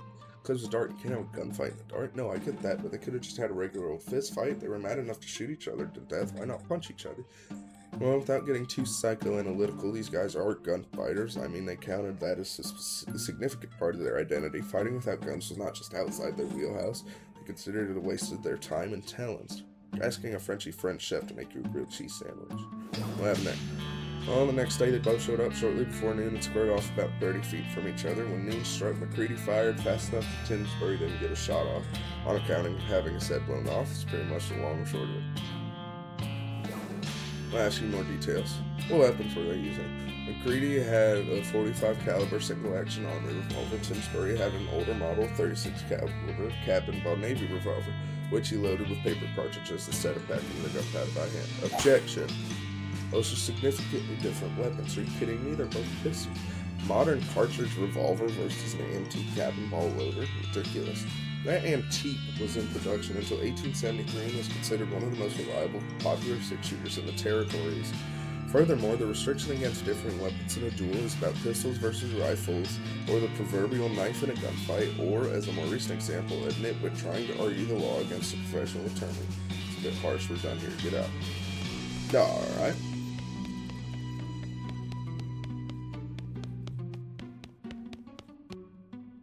Let's go.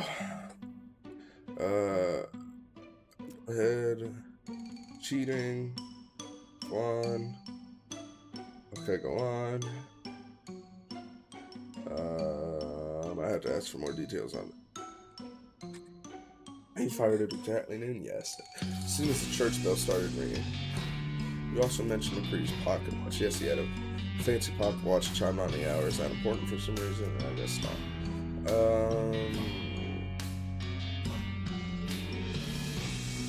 Said there were witnesses, about half a dozen of them, watching from across the street, peeking through half-open shutters. Were they interviewed? Yes, and their stories lined up with what I just told you. Were any of them known associates of McCready? I'm not aware of any of them being actual friends with McCready, but he was a local and a lot of people knew him. Wait a minute, where are you going? Objection. Come on, any of those people could have interceded on McCready's behalf. What and done what exactly? Well, they could have shot Tim's field with a more accurate weapon like a rifle, or then there would have been 2 gunshots instead of just one. Are you suggesting they shot him with a poison blow dart? Oh, was he tested for poison? Yeah. Alright.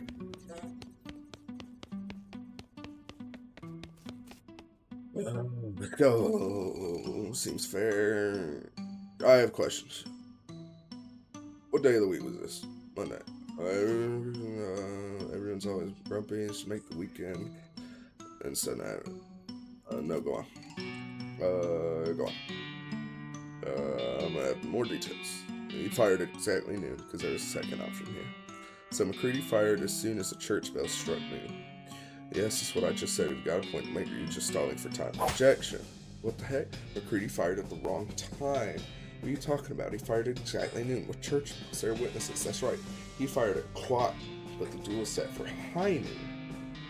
They aren't the same thing. High noon is just when the sun is at its highest point in the sky.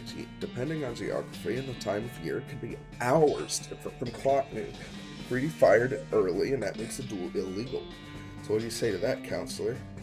Publicity gives you a slow smile. Gotta hand it to you, Prosecutor Jass. You're better at this than I was giving you credit for. That's a good thought there. There's just one problem with it. What's that? I already thought it. Take that. She holds a small book of you, which you just barely managed to get. 1878. Oh, well. What the heck is this? Well, I did my homework when preparing for that trial. My legal homework. At the time, I was expecting there to be an actual trial, not a gunfight. What you're holding there is the Nautical Almanac for the year 1878, and there are bookmarks if you'd like to do the math yourself, but if you look up solar noon, aka high noon, for June the 18th, and make the adjustments for Reno's launch, what do you get? You gotta be kidding me. That's right, Mr. Prosecutor, 12 o'clock p.m. precisely. No, well damn. Nice try, though. I mean that sincerely. Saw my ammo. I can't think of another way to disprove McCready's innocence. As far as I could see, it was a fair duel. Yes, and that's me with the guilt of an innocent man's death on my hands. An innocent man's death. You sure? Well, if he didn't die. Well, you didn't actually see the execution, right? Yes, well, I was indisposed, you might say, being dead and all. So you don't actually know whether or not it happened. Oh, come on, look, I appreciate the effort, but you're barking at the moon. Well, let me ask you something. What can you tell me about McCready? He was a gunfighter through and through, and I mean that he was an adrenaline addict, and dueling was his needle of choice. Hell, if you told me you had evidence that he cheated at poker with the specific intent of baiting people and challenging them to duels, I wouldn't be the least bit surprised. He was a sly one. Her expression softens as he sighs. I and make him sound like a real devil, but that's not fair. He was smart and charming and could have been a good man if he'd chosen an entirely different life for himself. Anything else? Well, I recall he had a good head for numbers. He told me that he never forgot a date, and every man he'd ever killed, he'd remember to pour beer on a grave on their birthday. That's nice. A nicer birthday present would have been not having killed them in the first place, of course. Yep. I have another question. Was the trial right after the duel? No, I don't know what Reno's like now, but it didn't have a proper courthouse then, and you can't try a murder charge in the sheriff's parlor. Greedy sat in jail for a couple weeks, and then they transported him to Frisco. What with one thing and another, the trial didn't start until July 25th. Hey, that's my birthday! Geez, so much for the right to a speedy trial. The wheels grind slow. Why did he invoke trial by combat? Assuming he was innocent, why would McCready invoke trial by combat? His case was pretty straightforward. A duel only worsened his odds. Well, I was mighty surprised, let me tell you. The only thing I can figure is his damn fool's sense of gunfighter's pride or something. Like that was the only form of justice he was willing to submit himself to. Another question. When was the execution? Well, we held the trial by combat on the 26th, and that was a Friday, and they don't execute prisoners on the weekend, so presumably it would have been the following Monday, the 29th. What was setting up in the morning? What was setting up the gallows and letting a crowd gather? They typically usually happen in the afternoon around 3. I have another question. Alright. Wait, she just told me dates. And I can look up dates. What was it? Didn't she say June 17th? There was a moon. June 18th. That's the day of McCready and Timberry's duel, apart from the fact that it was high noon and Reno matched up exactly clock noon. Doesn't seem to be any special. June 19th?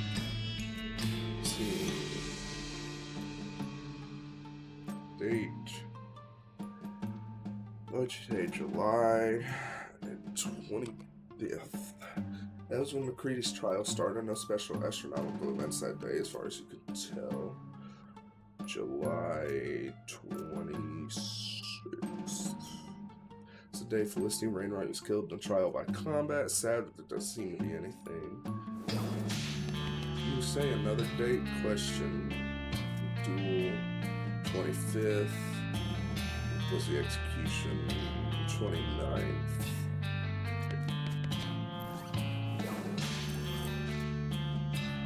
July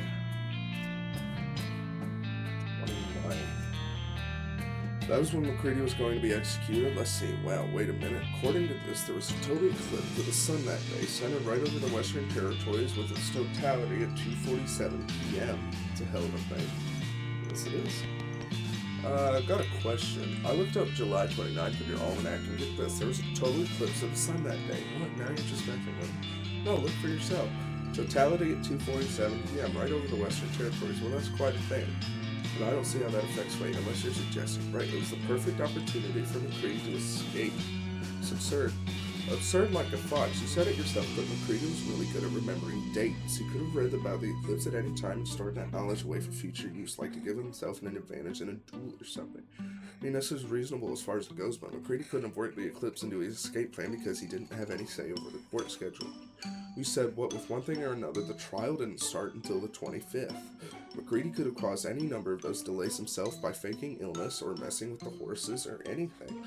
This could also explain the trial by combat. You mean there ended up being too much delay, so if a regular trial went on too long and he was found guilty, he would miss the eclipse. Exactly. Whereas if he called for trial by combat, everything would have been resolved one way or another in just one more day. Maybe you'd win and that'd be fine, but if you lost, you could use this escape plan. I have to admit, this is pretty compelling, but it's all maybes and what ifs. Yeah, maybe it happened. But maybe McCready was rescued by leprechauns. Are there leprechauns in Frisco? We need some kind of hard evidence before this is any more than just a fun story. Let me ask you something else. How can I find evidence when we don't know the escape even happened? Something like that would have been in the news for certain. Do they have news?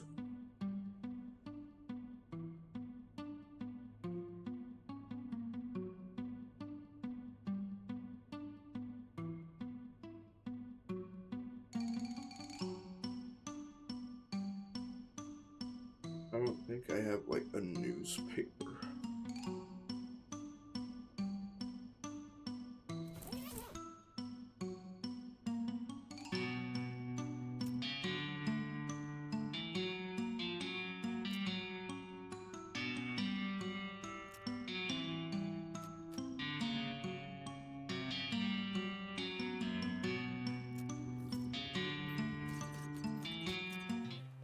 Well, they said he was taking.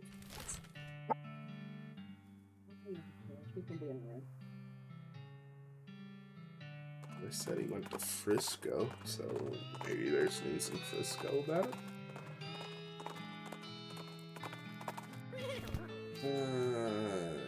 Yeah, get out of the way.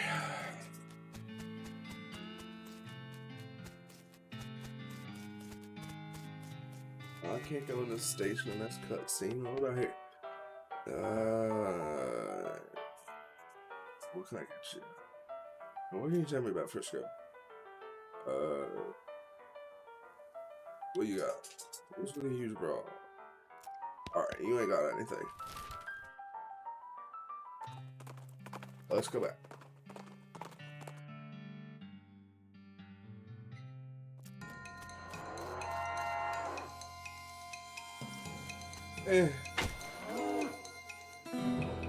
Whacked it with my fork.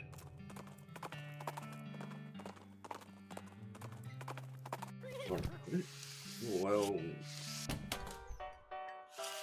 got anything? Out of here. Need help? You ain't got anything. You got one?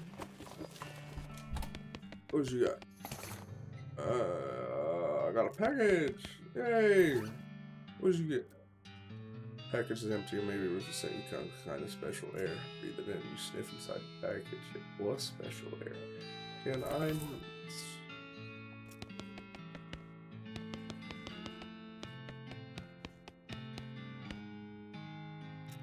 Anyway.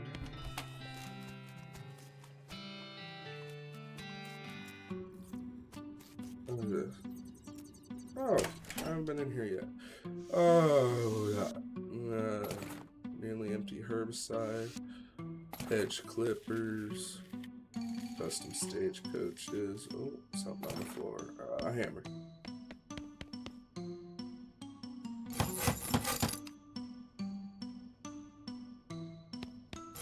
Oh no.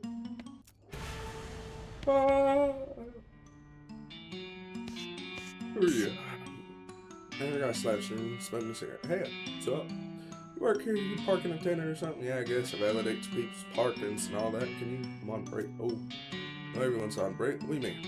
A whole bunch of ghosts showed up in ghost carriages, and all of a sudden, everyone's either hiding out or kidnapped. And I got here in a ghost carriage. Oh man, did I die somewhere not noticed by a ghost? The guy jabbed your forehead with a finger. Down. Nope.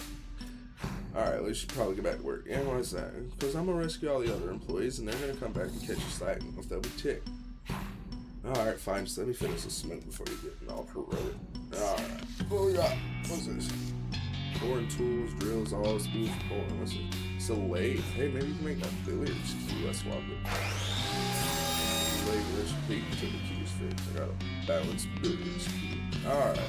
We're getting progress.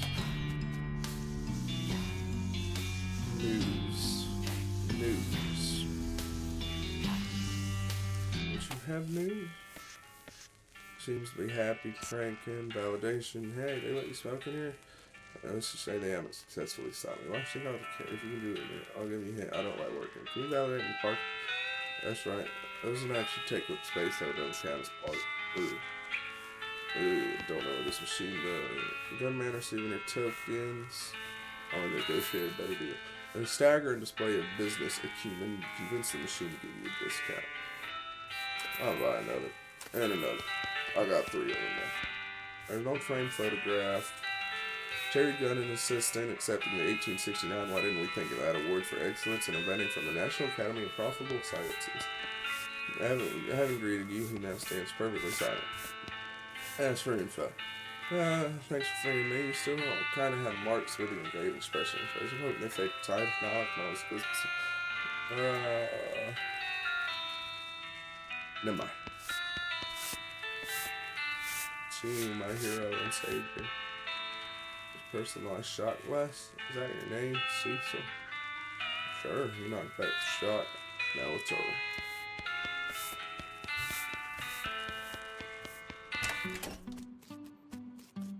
Where do I get moves from? It's all the way on the other side.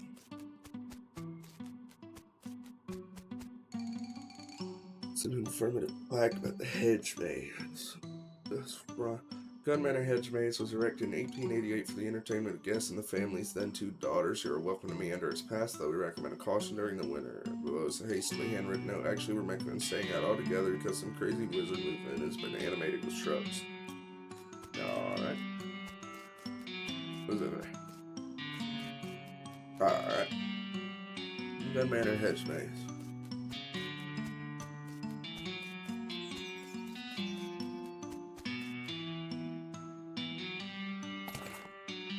A pile of loose chili beans. Alright. What is it? I'll use herbicide on these guys. I'm doing it. Hey, on. Alright. Who think a gal could sleep in your lunch and a weird hedge maze without getting accosted by monsters? What's this word come to? You said it's safe to go? What do you do here? Run the token smashing machine, you see. Little brass tokens. Stamps, museums, but they're longer. Yeah, it should be fine. Alright, let's go. Edge Wizard's domain. I challenge thee. Give him trimming. Hedges, heed my call.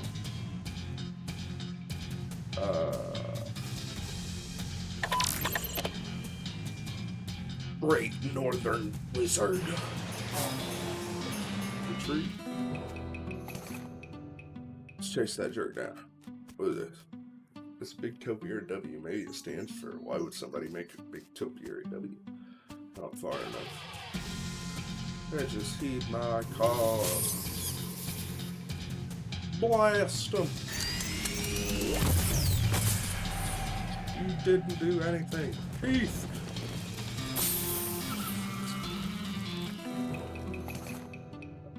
R. Find H.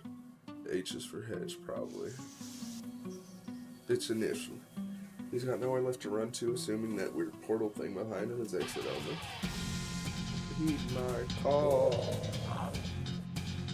We're gonna do this. We're gonna do this. I can summon things too, nerd.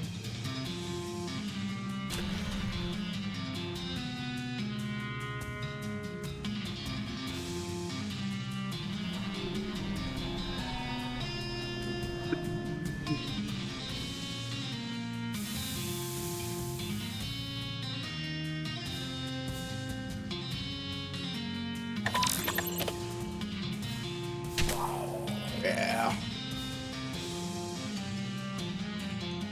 And then we're gonna beam you.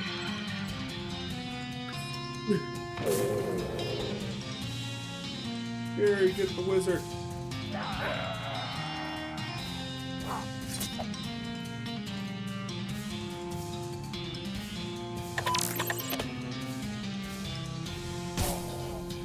Girl. Edge of Wizard's Journal. Orb. Leaves. Says Wizard Secret Staff or Treasure Chest of Goblin Manufacture. And alright, hedging my bets. Let's just read it. Read the book, learn financial responsibility. Nice. But after reading the book, you resolve to make some budget cuts, but you mistake the book for your budget and cut it into pieces. Alright. Enchanted Shrubbery. Wait, what else are you? Orb.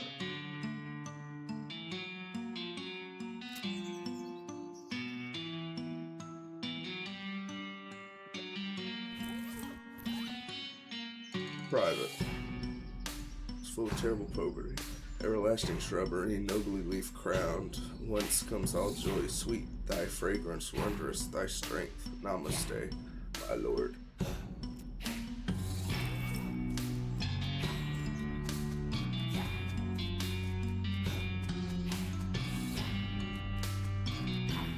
What's this way? All forward. Left.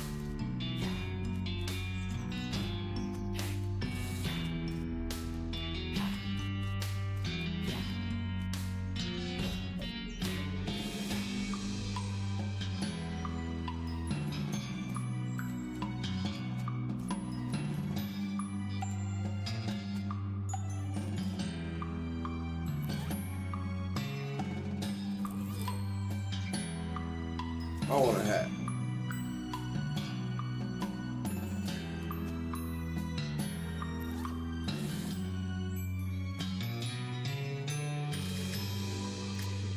But I like my Splatoon hat.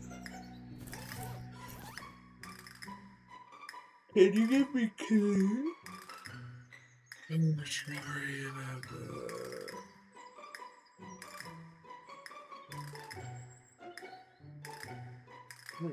East, north. East, north, west, south, west, north. Oh. East, north, west, south, west, north. East. I'm gonna forget. East, north.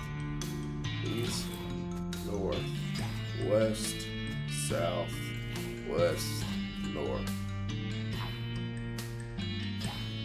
Would you like to see Edge Wizard's orb starts vibrating as you get close to the weird human-shaped bush. Edge straightens up and speaks. Oh, not you again. Wait, you're not him? Nope, I'm Hugh. Nice to meet you. I'm the Hedge. The Hedge? Yeah, the Hedge. Source all magic in the maze, yada yada. Boy, I can't tell you how glad I am to see someone besides that dorky wizard. Did you?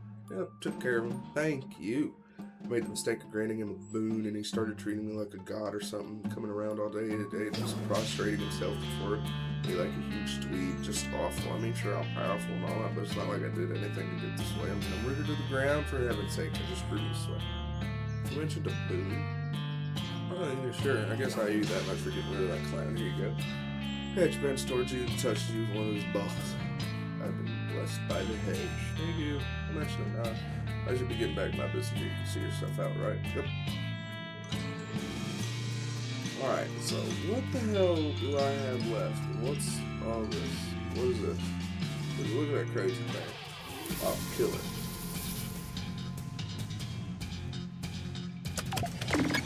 Just because. And then boom!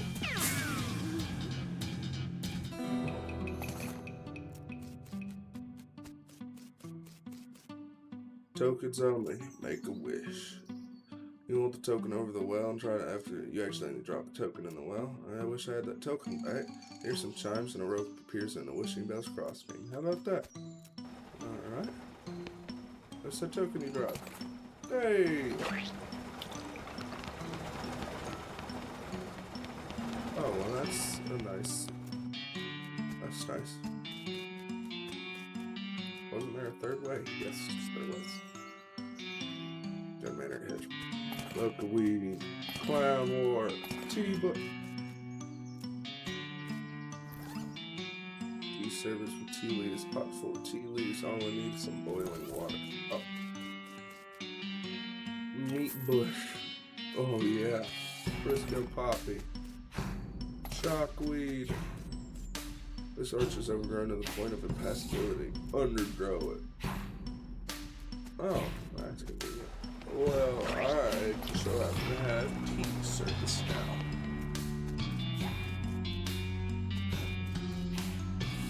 Sweet. There's the creepy piano kid. Okay. I need to talk to you and figure out what the hell I'm missing. No. There's one on the first, 4 on the second, 4 on the third. Who's left?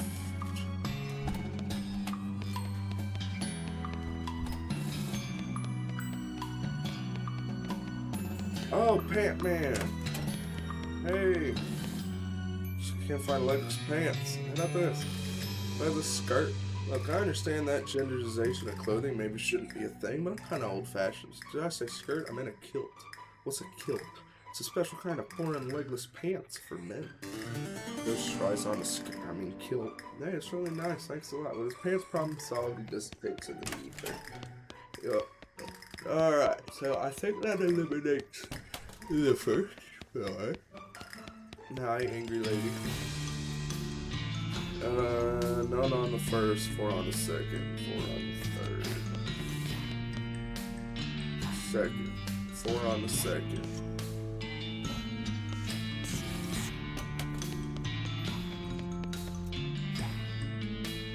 Oh, find a few bundles of old newspapers at the bottom of one shelf. First go news and nader. You start at the bottom of the stack and flip through them until you find a paper of the week of July 28th and August 3rd. The main feature has to do with the eclipse and various accidents and spectacles that occur because most people weren't expecting it. The editor apologized for burying the announcement in the previous week's weather forecast.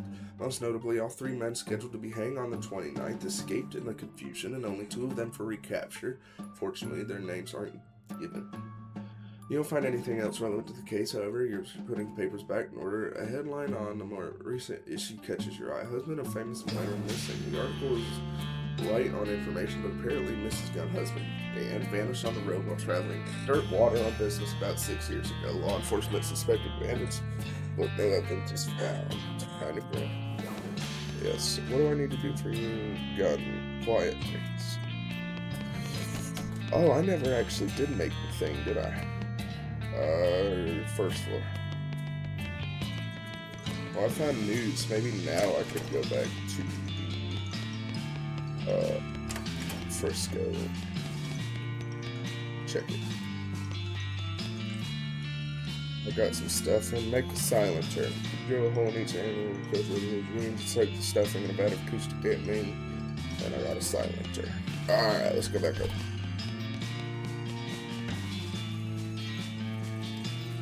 Progress is being made. Go to the second floor. Lady. Talk to her. Hey, look, I invented this. Hey, look, how many times do I have to tell you? I invented this thing that makes guns really quiet. Oh, how marvelous. Finally, I can rest at least knowing that libraries will not be safe from the noise of gunfire. Suddenly, in an atmosphere of quiet, the true joy dare live. Bertrand Russell. That she dissipates into nothingness. He isn't famous yet. Whatever. Alright. She's gone. I have to do prosecutor lady. What else? Restroom. There's no one in the restroom. Guest room, that's right. You. Not you. You. You? Yes. You.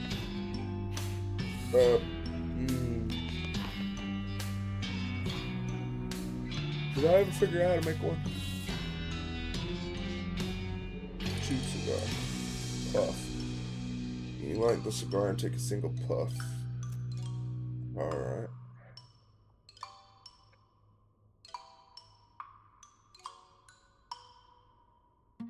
No.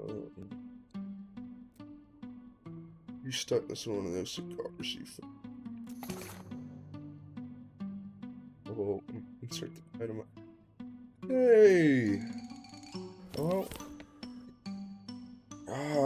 I think this is what you're looking for.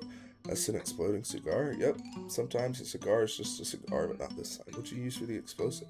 Kind of really small firecracker, just big enough to blow the cigar without blowing up someone's face, and also without the violent lead projectile. You're a genius. Please let me see it in action so I can finally rest. Alright. Poof. Yay! And now you. Oh, again, dear, are you able to find me a new eye? How kind, thank you very much. She takes the glass eye from you and puts it in, whereupon it falls through her and onto the floor. She tucks it, she picks it up. Oh dear, it's a little too physical. How did you grab it? Yeah, I wasn't certain this would work. Don't worry. Do you have a hammer? That'll do nicely. She takes a hammer, places the glass eye on the desk, and smashes it with a precise crack.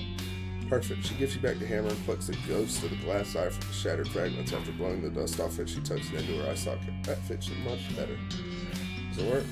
Well, now that you mention it, no, I can't actually see with it. It is the ghost of a glass eye after all. Oh dear, this won't do it all. I don't really understand. I still miss it. What do you mean? Well, I always assume that when someone loses an arm or something, it just sticks around as an arm ghost. That's why people say they can feel it itching sometimes, because you still got it in there, but it's a ghost. It's even called phantom limb syndrome. So logically, if the rest of you becomes a ghost after that, it should hook right back up. Then where'd my eye go? Maybe it got pushed back inside your head. Ghost thanks for this a second, and then shakes her head. No, wait, that seems... What? I do think I felt something just then. She shakes her head again. My goodness gracious, keep going! It's like one of those holes where you try to get the marble in the hole. She bends her head forward and continues shaking it. You can almost hear a faint rattling sound and then a plop. She straightens back up, blinking with two eyes. You did it. Well, I'll be. Thank you so much, dear. I never would have thought of that. No problem. Have a nice time in heaven or whatever. Yeah. Alright, so that's her. I did Cigar Man. Her. I did news. I read about the news. Hold on, maybe I can talk to you. I've got a question. I read a newspaper article. The guy scheduled to be executed the day the eclipse escaped, and one of them was never caught. Which one? Oh, it didn't say. No, executed criminals aren't given gravestones with their names on them, so you can't just go looking around the Frisco cemetery to find out. Listen, I appreciate what you're trying to do, but at this point you actually would have to find McCready himself to prove he wasn't executed due to my failure. That's what I'll do. Yeah, I don't know how I'm gonna do that. Well, maybe I can go back to Frisco now since I have the newspaper. What do we got? 1 on the 2nd, which is her, and 4 on the 3rd. 3rd. Music. What's music? Oh, yeah, you.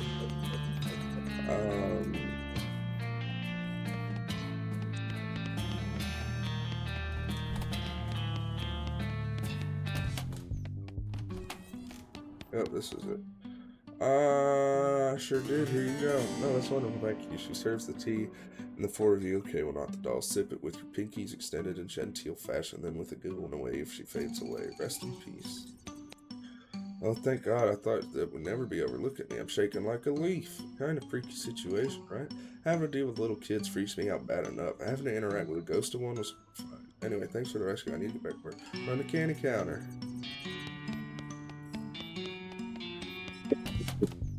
She's done.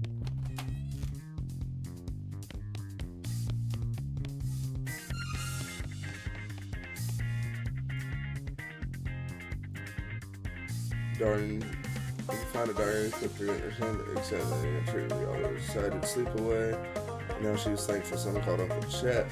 Since it was Manor, and her father was missing, nothing else of interest.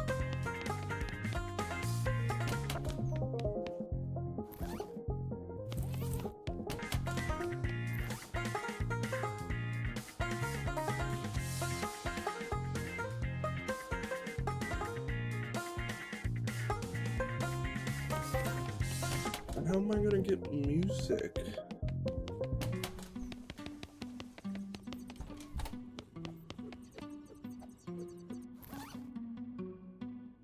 I don't know how I'm gonna get music.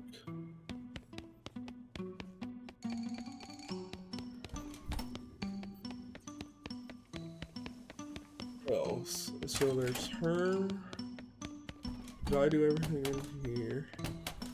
No, billiards, man. Challenge a new game. You pull out your cue. Proceeds to crush you so like your cue isn't connecting.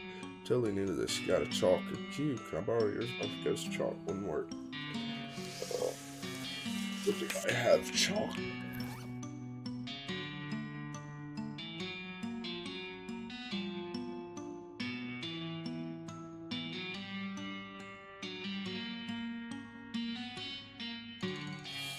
I have chalk.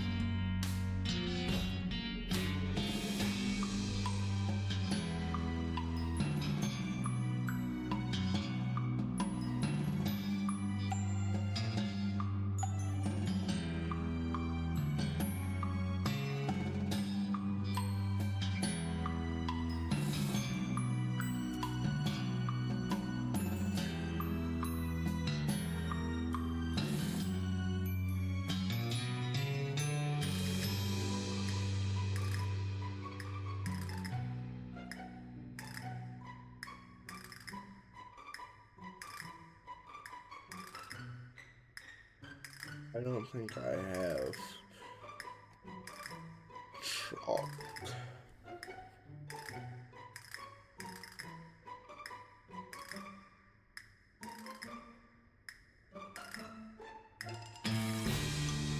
Wasn't there a chalkboard somewhere that I wrote it on? I wrote, yeah, in the kids' room, wasn't it?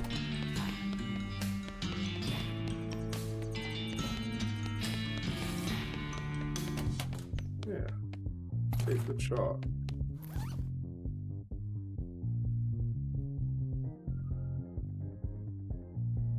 Alright.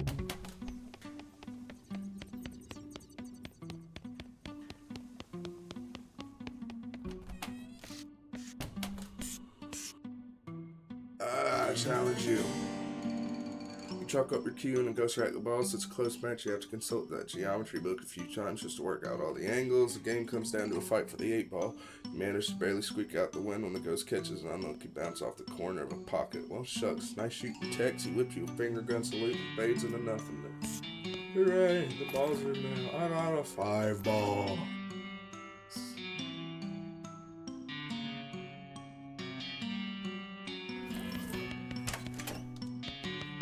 I didn't use it. Oh dear. Oh. Well, okay. I'm just going to. Let me go to Frisco now that I can actually.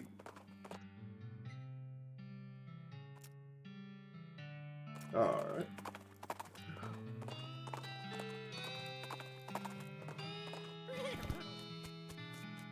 Can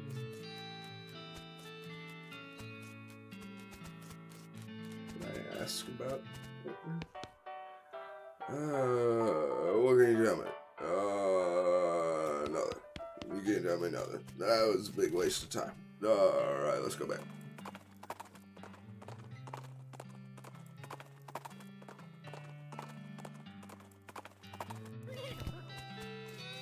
What we got?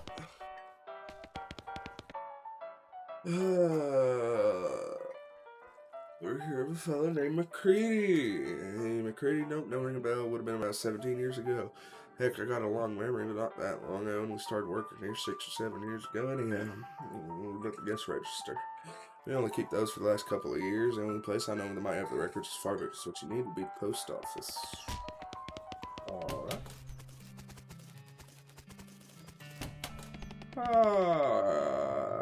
I'm trying to find a guy named McCready. There's a possibility he might have passed through here about 17 years ago. Passed through. We don't stamp passports here. And if you stayed for a while, I might have a forwarding address. Can you check, please? Alright, them books could use a duster anyway. Once she pulls out some big ledgers out of her desk, blows a huge cloud of dust in the air, and starts leaving through them. 17 years around 78. Then 76, 77, 78. Aaron, Mapleston, McMurphy, McCready. Matt McCready. That's the one. That's him. No forwarding address, but you could ask this old place just out the northwest of here. Let me mark it on your map. Oh yeah, I already got it. Here, Desert House. Oh, looky there. House in the desert. Hello. M. McCready, 1846, 1887, stuck to his guns. Speak up, you dig into it yourself with a wooden coffin, you haul the lid open, skeleton blinks at you, well it doesn't, but anyway. Howdy? Howdy, are you guilty, McCready? Well now, I ain't heard that nickname in, what year is it? 1895, 17 years. I'll tell a lie, there was one time 8 years ago. Same McCready that escaped the gallows during an eclipse. Well now, since the statute of limitations expired, I might as well fess up. Yep, that was me. Real sweet plan too. Apart from that one little hitch, it went off smooth as silk. Even worked in a little misdirection to lead the law to them other two fellers instead of me. Served them right too. They was real murderers, not like me. Never killed a man except in a fair fight. Except for that one little hitch you mentioned. You just calculated how long was the day to trial, so in order to not miss the eclipse, you called for a trial by combat. Oh well, yeah. That's the truth of it. They're blaming me for Miss Wainwright's death, I suppose. Why didn't you just trust her? She would have gotten you declared innocent. She had a real good head on her, fellers, but so did that prosecutor fella. I didn't rate the odds better than 50-50.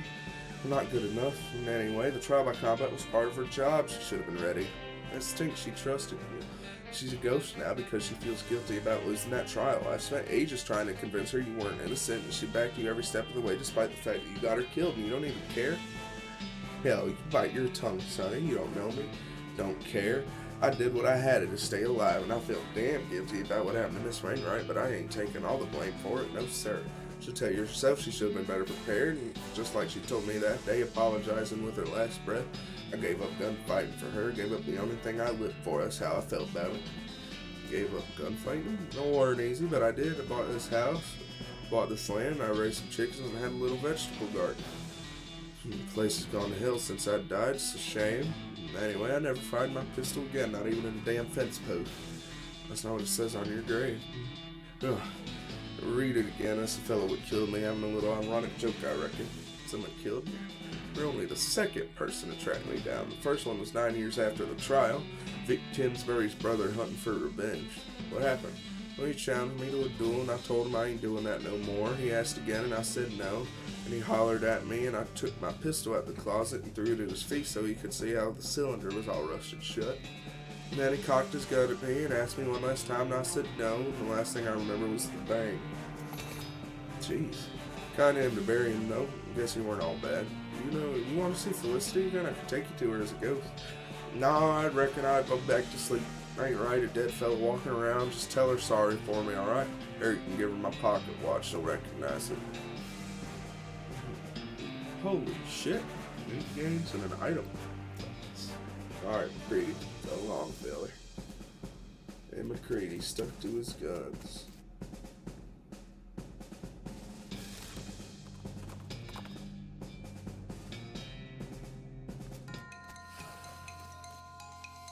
Boom!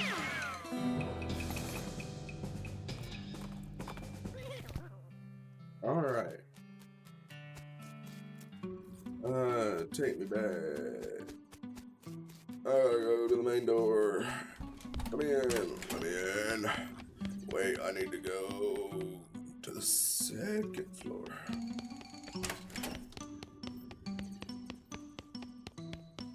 Alright, lady. Greets you. I got a question. You ready for this? I found McCready's grave. He wasn't executed. You're 100% certain it's him, not some other man named McCready. It was him. Harry gave me his watch to give to you. She turns the watch around in her hands for a while, just looking at it without saying anything. Then she slowly winds it and listens as it chimes the hour. Yeah, that's his watch. Thank you. Wait, you said he gave it to you? He's alive? Not exactly. He's a skeleton. We talked for a while, and then he asked me to bury him again so he could go back to sleep. You say?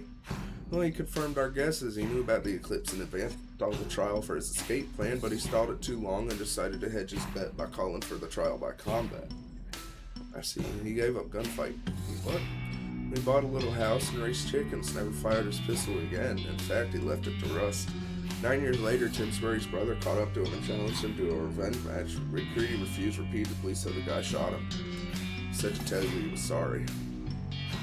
She looks at you silently for a moment, but looks back at the watch. She winds the hands back a minute, listens as it chimes again. She sighs and shakes her head and smiles at you.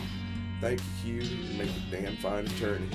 She shakes your hand and fades from view as she does so, leaving her attorney's badge in your hand. Rest in peace. Holy moly. What's this do? Mysticality? Nope. Give me that. Yes, sir. I can free you now, Paul. Hey, Paul. Is the ghost still there? Nope, took care of it. Well, thank God I've got to wash this flour off and get back to work first. He starts frantically scratching. Feels like I've been saving up these itches for days. I was about to go crazy. Thanks you. You're a lifesaver. No problem. Come see me at the visitor center. I'll hook you up with a photograph. Alright. So what's left? 2 ghosts. None on the first, none on the second, and 2 on the third. Alright. Third. It's that music dude. I don't know how to do music.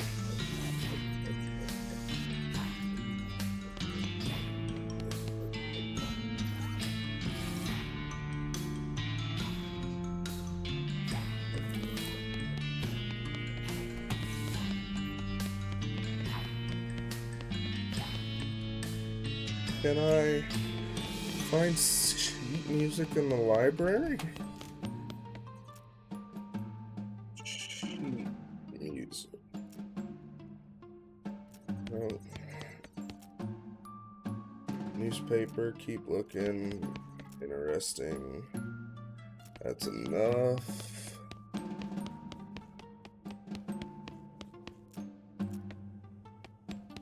Unless there was one other place that had music playing.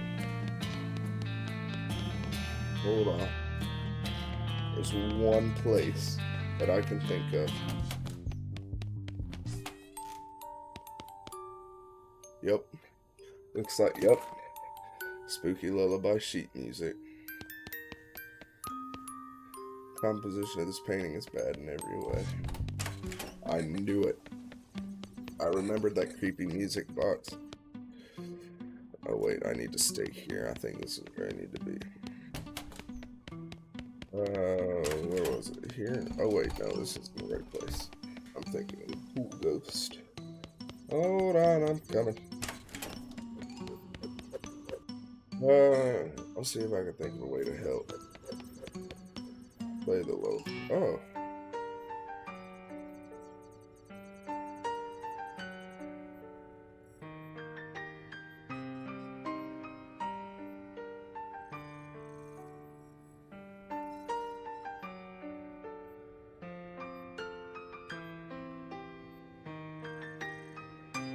Hey, he's happy.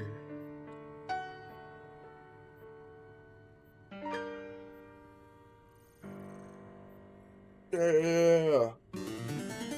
That was nice. Yes, it was. Oh, I don't get his little thing. All right, what do we got? Oh, there's only one gift, and it's on the 3rd floor.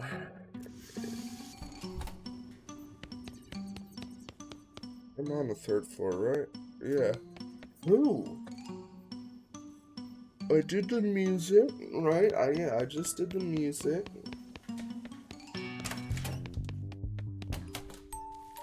Nothing there. I make another. Oh, like this. Wait, I never actually did anything with. I'm gonna silent my pistol. Oh. Nothing here. That was the tea girl. That was just a room. I did the music. And I did the 2 in Mr. Gun, right? It was the safari dude and the pool guy.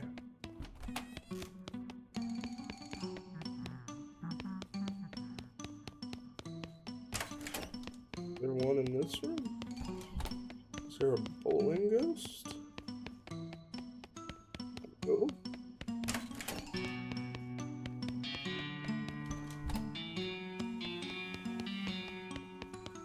There's a lot.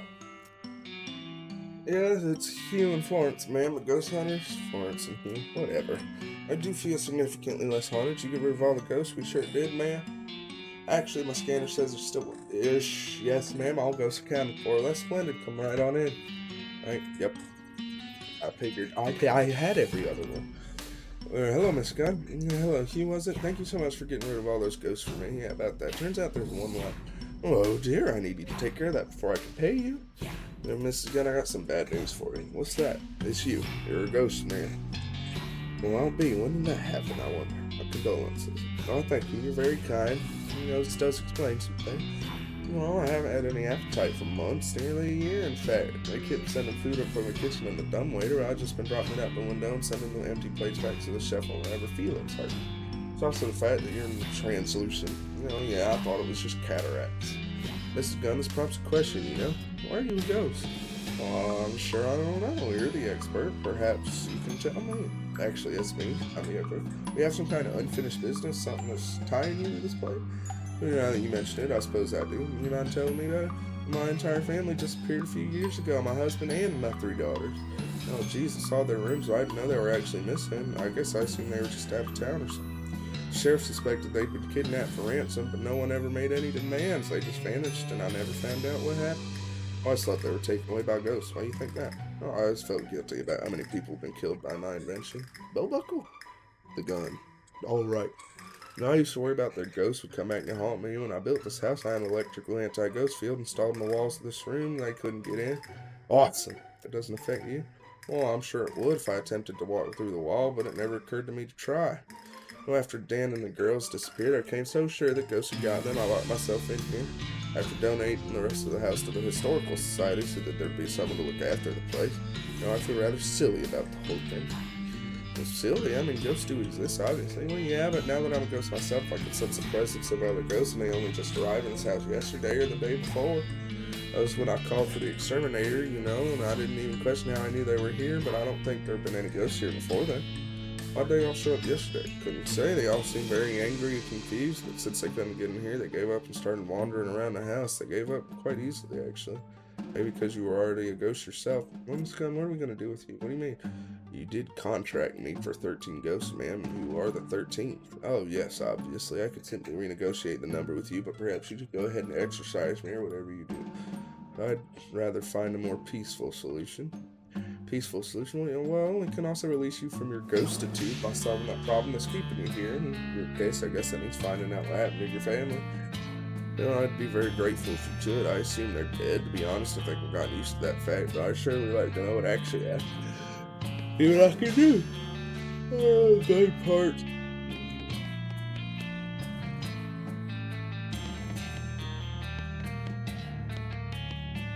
Look in the mirror.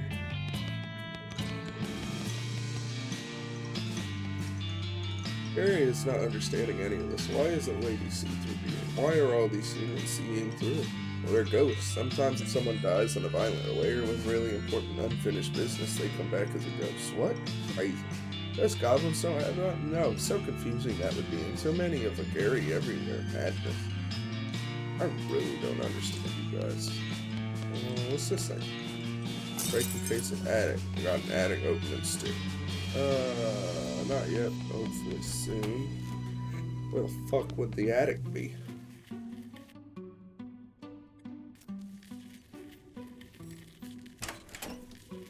Music.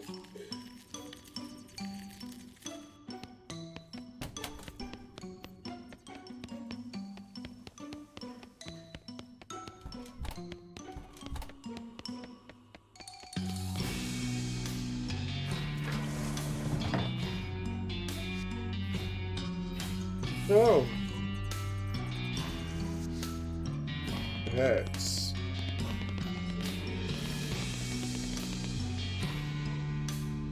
Huge ass. Who the heck are you? Oh wait. I'm Huge Ass, but since I'm not the guy who's apparently hiding out in Mrs. Gunn's attic, I feel like you ought to be the one answering that question. Who am I? Well, that's just friggin' typical. Well, I'm Chet Bullet, damn it. Am I supposed to have heard that name before? Yes, you damn well should have. Mrs. Gunn's invention would have been nothing without mine. Let me guess, you invented Bullet. I thought you were going to say belt buckle again. Now, changed my guess. You're damn right I invented the Bullet, but I was her assistant. So did I get any credit? Oh, I'm going to talk to you later. I want to get behind you. Holy cow, there's some really big bells hanging above this house. That's the biggest bell. Science. Leave them alone.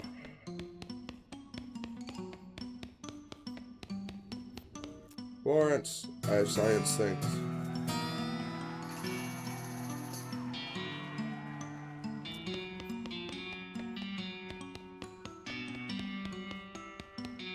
I'ma ring bells. Submit.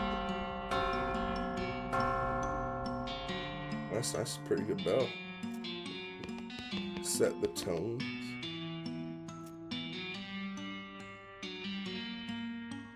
Oh, Jesus Christ. A, B, C.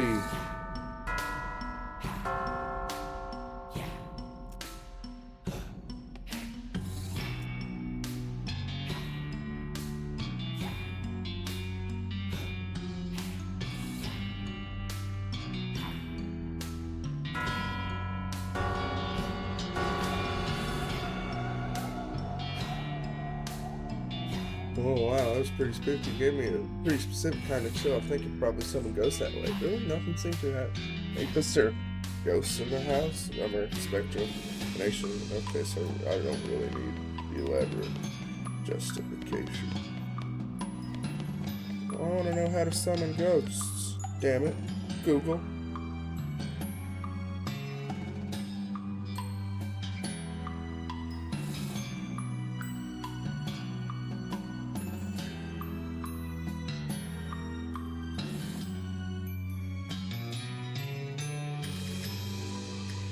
I don't want to do any more running around, damn it.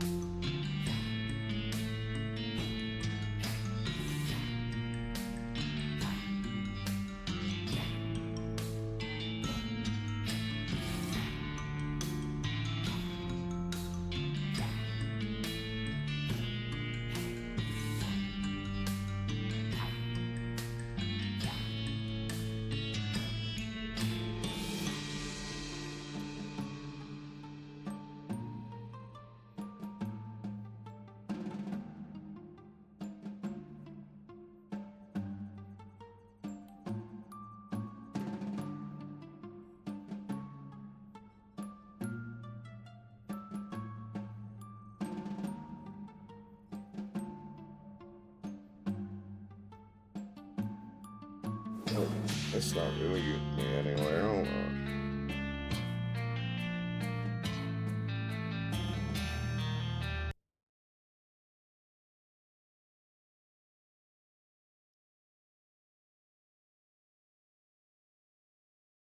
Uh,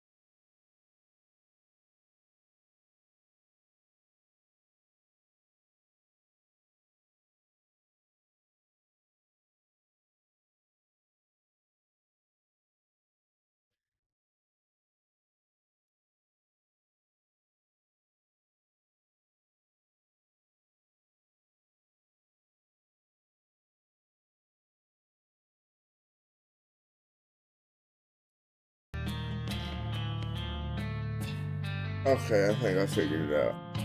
Alright, never mind. Well, I could just set you on. Mrs. Gunn, patent passes, I'm no murderer. You summoned all those ghosts, that's right.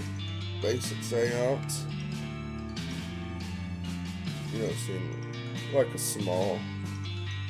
So your plan was. Yeah, the ghosts are gone too. Something else I wanted to ask you about. Pretty sure you're a monster. Why are you? You know what? We're gonna deal with you the right way. God damn it. Listen again, I have some news. I have good news. Chet Bullitt had your husband killed and your daughter's kidnapped, and he'd be the sole inheritor of your company when you died. He's also the reason all the ghosts were here. Son of a... Should have suspected something when he suddenly started being so ingratiating back then when he wrote off Desperado. I'd write him out of my will. Says your daughters are safe. That's not exactly comforting, but at this point I'll take it. Plainly, if he wanted to kill you then, he just couldn't. But he spoke to him. Yeah, he didn't know you were already dead, so he's been hiding in your attic. What do you want me to do with him? I'll leave it up to you. I'm not in a state to make any reasoned judgment. In case you already answered my question, I can feel myself moving on already. Thank you for your help. With a sad wave, Mrs. Gunn fades from view, and then almost as an afterthought, the lock on her desk drawer pops open inside, cutting in ghost annihilation services, flows snag with a cha-ching and a blueprint. Mrs. Gunn's blueprint. Well, we are so gonna deal with you. Alright, let's get her going. B. Oh.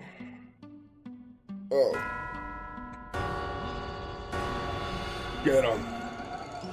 As the eerie sound of the bells fade away, ethereal outlines begin to appear around you and resolve one at a time into familiar spirits. Monsieur Lardust and the lady who was running the boo and breakfast and the librarian. You know, you didn't really get many of their names. Maybe you should be better about introducing yourself to people. Anyway, you're soon surrounded by a small crowd of ghosts, with Miss Gunn being the last to arrive. This is the bell tower in my house, Hugh. What's happened? Yeah, nice to see you. Nice to see you again. What's up, counselor? Well, I suppose you're all wondering why I've summoned you here today. I did just ask you that, yes. Well, I've come into some information that I think you all be mighty interested in. This won't take long, will it? I need to get back to the afterlife. What's the hurry? Well, they've got an all-you-can-eat buffet with every kind of meat in nugget form. Oh my god. You unholster your pistol and slowly put it against your temple. Can't get that away, dummy. Rats. Put the gun away. Anyway, let me explain. Felicity, how did you feel when you got here originally? I mean, well, I remember being very angry. I wanted revenge for my death, but the feeling went away pretty quickly, and I couldn't remember why I felt like that. Not the vengeful type. It doesn't really make any sense in your case. Yes, exactly. I never bore any ill will to the prosecutor that shot me. Basically the same for the rest of you, just like that, yeah. Myself as well. Me too. Thought so. Well, here's the deal. You were all summoned here for the explicit purpose of taking revenge on this gun here. I was not killed by the gun. I wasn't either. Yeah, some of you weren't. The summoning happened based on your connection to the summoner himself, Chet Bullitt, the inventor of the bullet, but he was hiding with anti-ghost technology and assumed that enough of your deaths would be gun-related that you turned your attention to this gun instead. Well, that's just dirty pool, and I should know considering I got shot for playing dirty pool. Thing is, he didn't know that this gun was already a ghost, so with nobody to take revenge on, you all just reverted to your regular state of mind. Well, I appreciate the info, but was it really necessary to call us all back to tell us that? What if I really wanted to tell you that his Chet Bullitt has turned off his anti-ghost field and he's over there on the other end of the attic? Now, I'm not going to make any noise about how he's ultimately responsible for all of your deaths, because that would be both crazy and also belittle the actual circumstances of your death. But Chet Bullitt murdered Miss Gunn's husband, kidnapped her daughters, and attempted to use you all to kill Miss Gunn herself. So, if y'all are interested in a little piece of frontier justice, 13 is a pretty good number for a posse. The ghosts all turn to look at each other, and their eyes begin to glow red. The hunter is the first to leave the circle, closely followed by the poacher, and soon they've all left, except for Felicity Wainwright and Miss Gunn. Miss Gunn looks hesitant for a moment, then seems to make up her mind. She gives you a stern nod and follows the others. You turn away. You soon hear a man screaming, but the sound quickly decreases in volume as though he were being pulled away at a great distance away, and then is gone entirely. Figured you wouldn't be into it, Felicity. Yeah, despite everything, I still believe in the rule of law. Well, didn't see you trying to stop him, though. Nope, you certainly didn't. Well, I won't keep you any longer. Happy trails, counselor. You too, counselor. Badge looks good on you. She fades away with a wait. Oh, so it ends, huh? Well, that's it.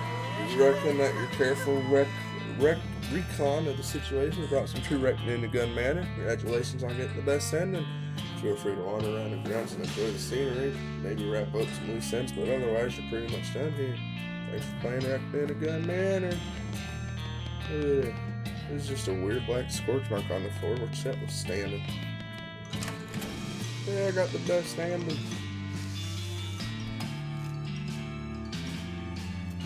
Oops. Did I get you all? I think I got you all back to work, didn't I think so. Hey, token smashing charger. Magical rifle. Thanks. Sure, I want a badass shotgun. I want a cool pistol. Thanks.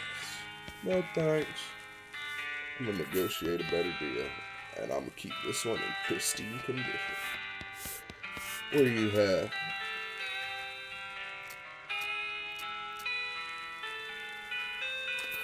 I'll buy that. And I'll eat it. What's this? What more deal? No problem. Souvenir photograph? Sure. 30 seconds, photograph of the hat. Yep, an official gun Manor souvenir photo. Why'd you take a picture of me then? It's just for the records. Do some shopping. Alright. I'm gonna buy a shot glass. Yeah, you fish around until I find one with your name on it.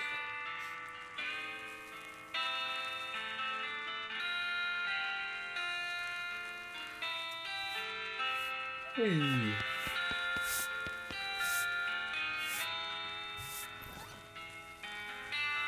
But wait, that means gain XP when I drink booze?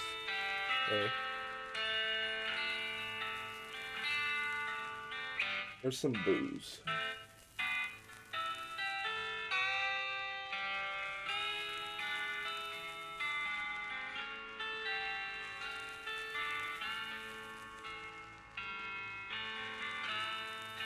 Seriously.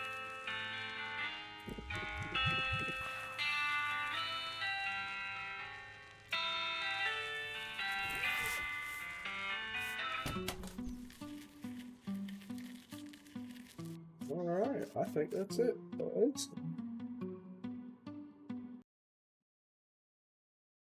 I will do one more thing before I end it, though. I want to see how that changes the final cutscene. Since I got the best ending and all.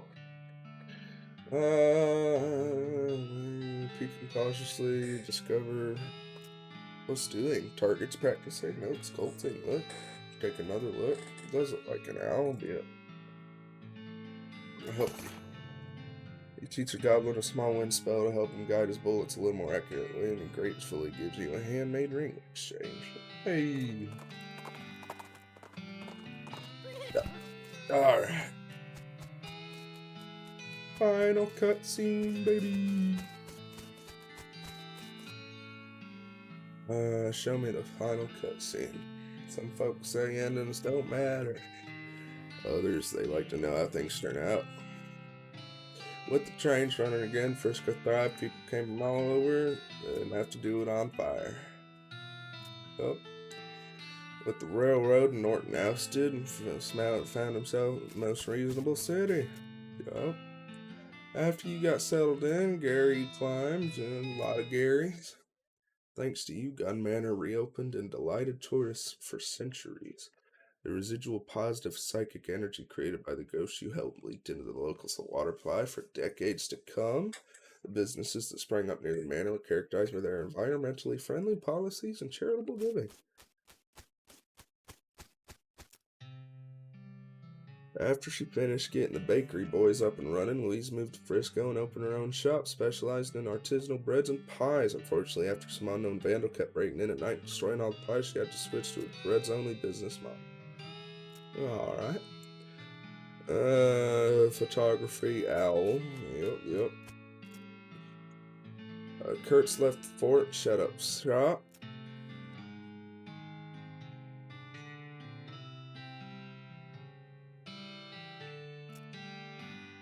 With your help, the professor gained enough knowledge to start building his own. He opened a consumer technology store. Their performers she sent to Dirtwater formed the greatest band in the history of music, the perfect union of percussion, strings, and technology. They immediately secured their place in the cultural history of Loathing. Their songs were innovative, Their stage presence was spectacular, and the liner notes on the albums were extremely clever and interesting. They called themselves the Aristocrats.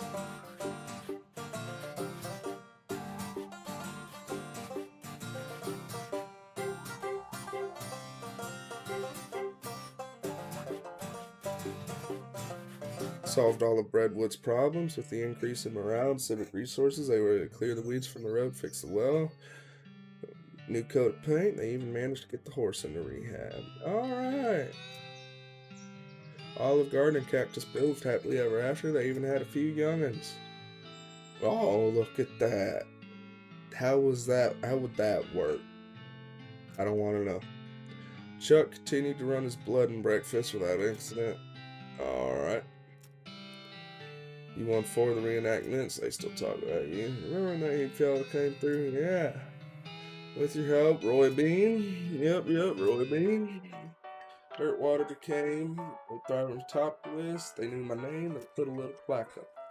Sweet. As for you, I sat on Frisco. Filled it in my house. Once you left home, you told Rufus. Up 62 people. Oh yeah, all my hats, all my guns, all my everything. Well, I'm missing a few hats, but you get the idea. Missing quite a few hats, holy lord.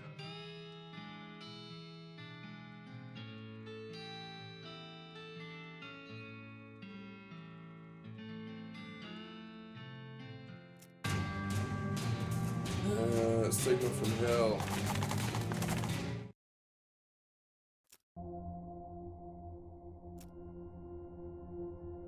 Yeah. Thank you for playing. Yeah.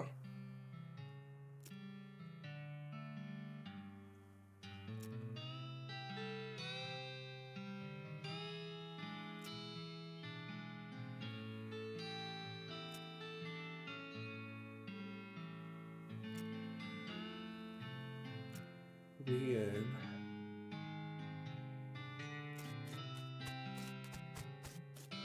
That's sweet.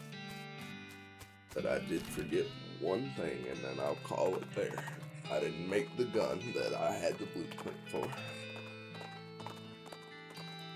And then afterwards, I'm gonna start Shadows over Loathing, which is this game's sequel.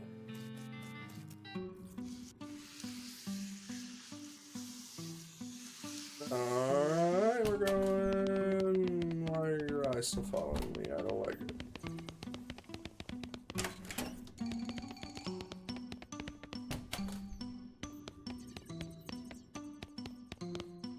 Make Mrs. Guns Opus. Oh. 20 to 25. There you go. Boom. Yeah. How much XP I got? Holy moly.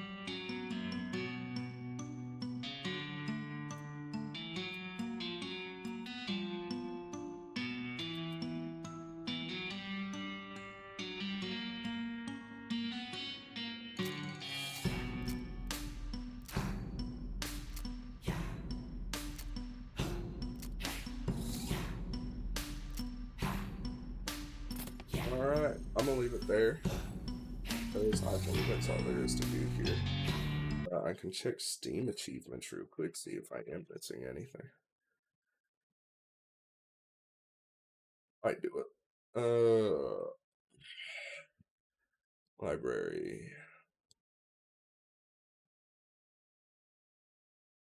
I've unlocked. What achievements am I missing?